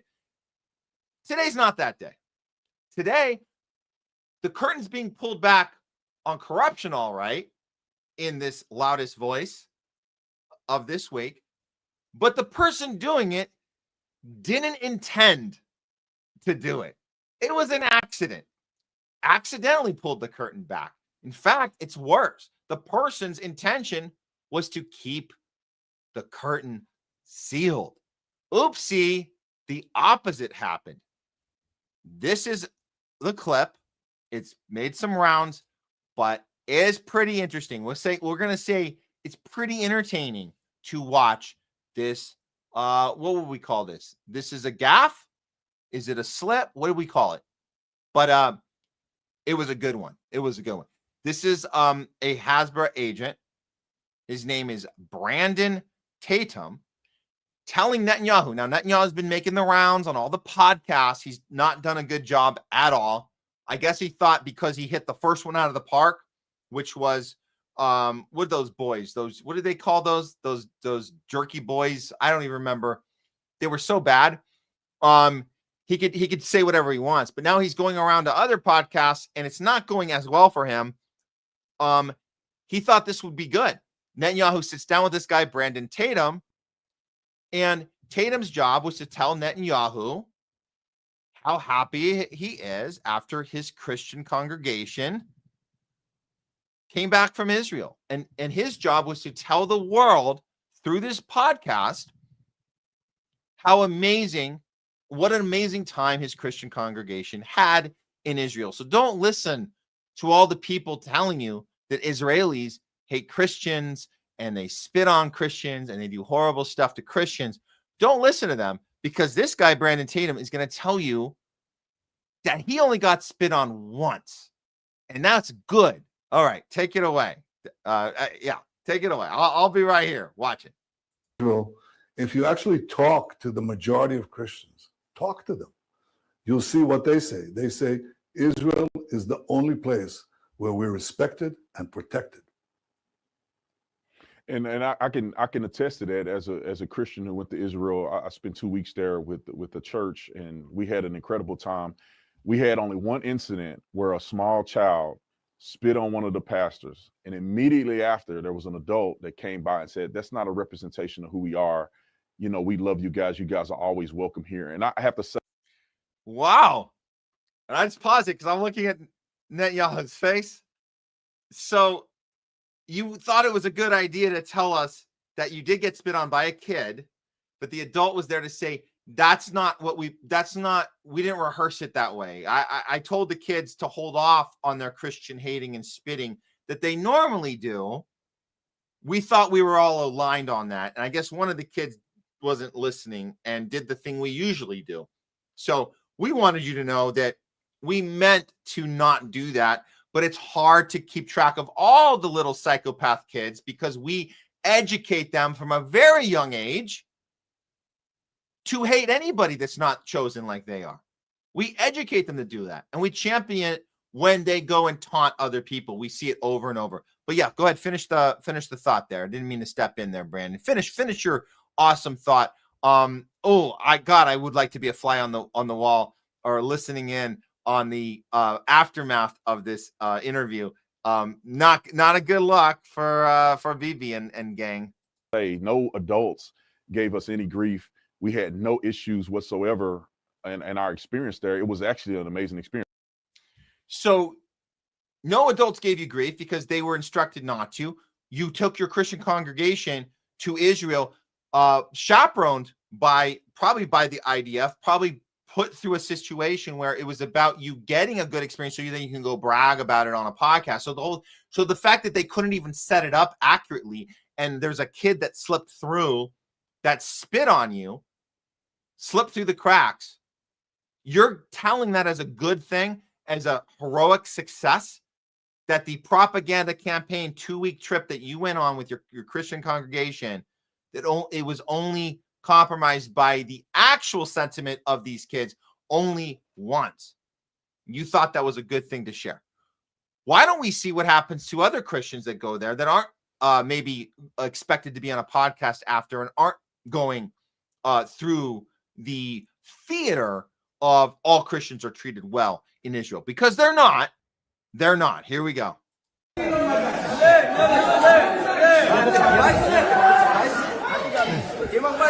רחק ממנו, רחק, רחק, רחק.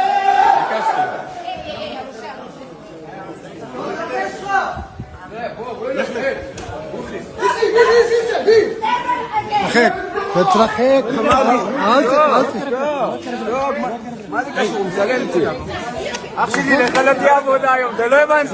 To be clear, they see the camera.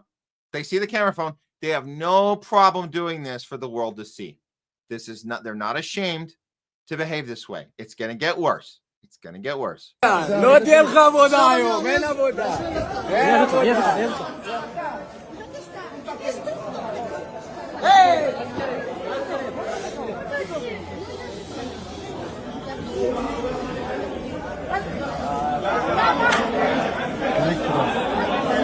תהיה עבודה היום, לא תהיה לך עבודה. תתרחק, משטרה.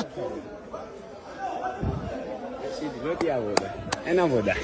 תתרחק ממנו. לא מכיר אפילו. מה קשור? אז אל תצלם. שלא יצלם. אחי, שלא יצלם.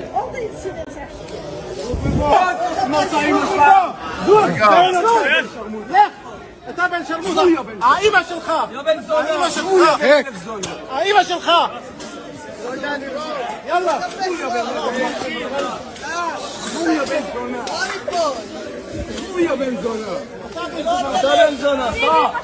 Look at these little psychopaths. Look at these little psychopaths. Could you imagine that? That would never be a thing. It's incredible because we have a lot of conflict here. We have a lot of I mean, we do have not everybody's living in bright, friendly colors and roses and rainbows here. We certainly have a lot of conflict between people here, but this isn't a thing. You don't see. So this is normal in Israel. This is normal.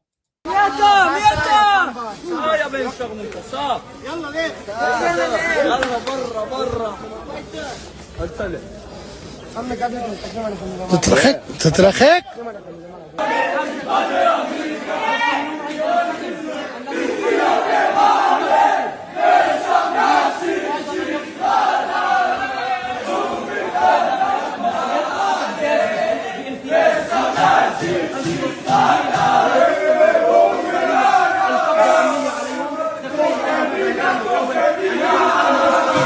We are the greatest. We are the greatest. We are the chosen. You are scum. You are goyim. Ha ha ha ha ha. Ha ha ha ha ha. Well, of course, this guy, Brandon Tatum, was brought on to do damage control, and he failed miserably. Want to see the first part again? Let's see it one more time. Loudest voice of the league. Brandon Tatum telling us getting spit on one time is a success. If you actually talk to the majority of Christians, talk to them, you'll see what they say. They say Israel is the only place where we're respected and protected. And I can attest to that as a Christian who went to Israel. I spent 2 weeks there with the church, and we had an incredible time. We had only one incident where a small child spit on one of the pastors, and immediately after, there was an adult that came by and said, "That's not a representation of who we are."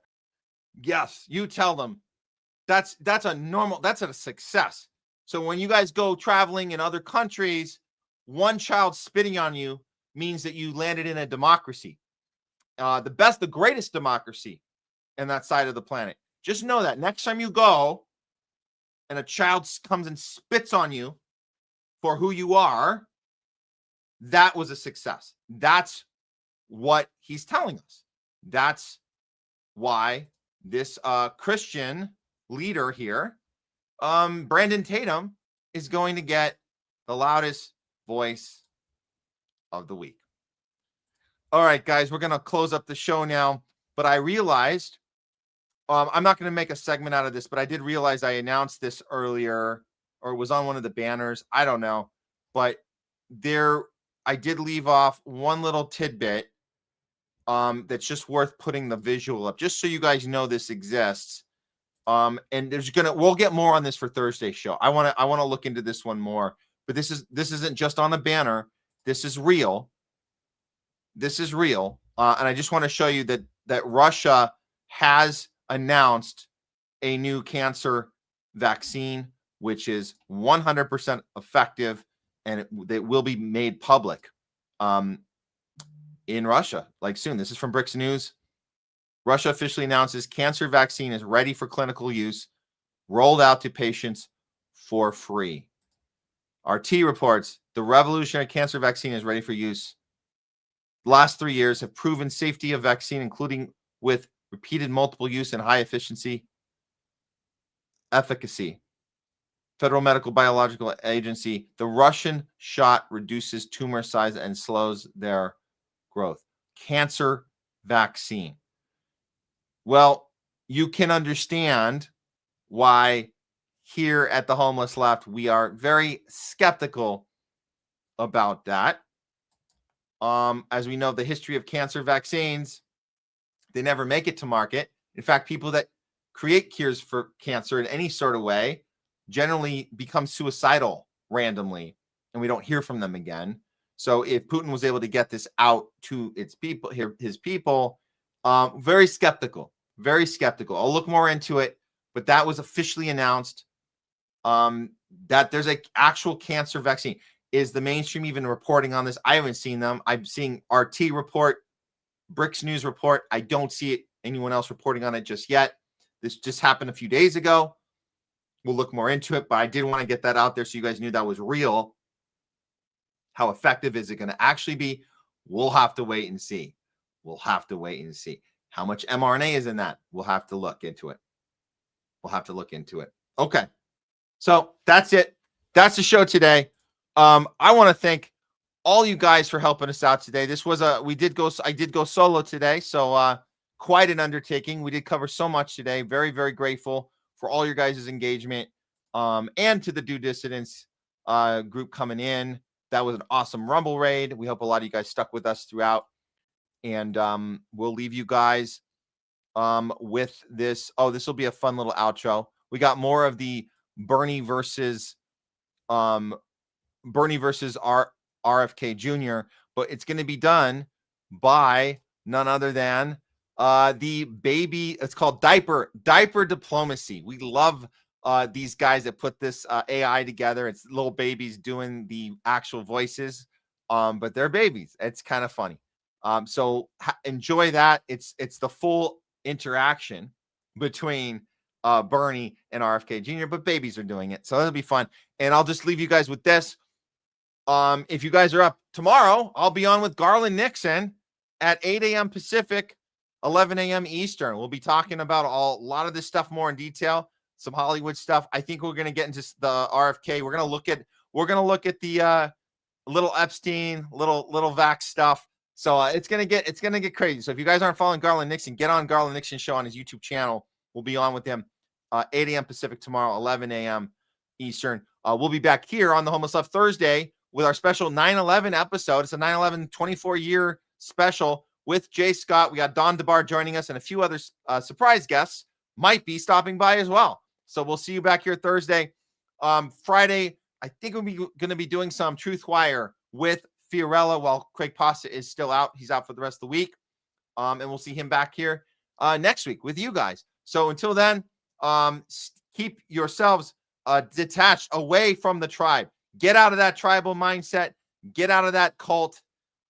Detach from it and start using your critical thinking skills again. Always go out the world with the same functions that we want to be consistent. So we want consistency as we are all about courage. Have courage, have principle, and have conviction. Those are the most important things when you go out into the world. And until then, we'll see you guys next time. Till then, remember, power to the people, and of course, free Palestine. We'll see you guys next time. You know, what I find a little bit weird in this discussion, I'm hearing it over and over again this morning, Mr. Chairman, is we've got the entire medical community on one side. You got the AMA representing hundreds of thousands of doctors, the American Academy of Pediatrics, the American Public Health Association. All of these organizations are telling us that COVID vaccine and vaccines in general are safe and effective. You are casting doubt on that. Who are who are the organizations that are agreeing with you and casting aspersions on vaccines? The primary advisors are Marty McCary, Jay Bhattacharya, Dr. Oz, Vinay Prasad. So you got a few doctors who agree with you, and I'm giving you the Not a few doctors. What you're talking about is there's a big difference, Senator, between established science and the scientific establishment, which has been co-opted by the pharmaceutical industry. So you're telling the American people that the American Medical Association, representing hundreds of thousands of people, have been co-opted and that they should not trust their doctors. And I'm the American Academy of Pediatrics, and by the way, just for the record, every single Republican, I don't mean to be political here, Mr. Chairman, has received PAC money from the pharmaceutical industry. Are they all corrupt as well? And I'm telling you, the American Heart Association has been co-opted by the food Everybody but you, Senator. But you know what? When you ran for president, we have a corrupt campaign finance system. Maybe you will agree with me on that. Okay, you were already president, you got a billionaire behind it. You received $300,000 from people, not from the industry, people in it, as I did, from individuals. You corrupt. President Trump got $3 million. Every Republican got corporate PAC money for the pharmaceutical industry. Democrats as well. Everybody is corrupt, but you? Is that what we're looking at? I don't think so. And I think the issue now... I don't even know what you're talking about. Well, I think you do know what I'm talking about. I don't know what you're talking about. The issue is every time anyone disagrees with you... Are you saying the pharmaceutical industry was supporting my presidential campaign? I'm saying, I don't think so. I'm not saying that. I'm saying that the pharmaceutical industry is a greedy institution which is charging us the highest prices in the world. They are pervasive. But to suggest that every institution, the AMA, the pediatrics people, is corrupt because they disagree with you is an insult to the American.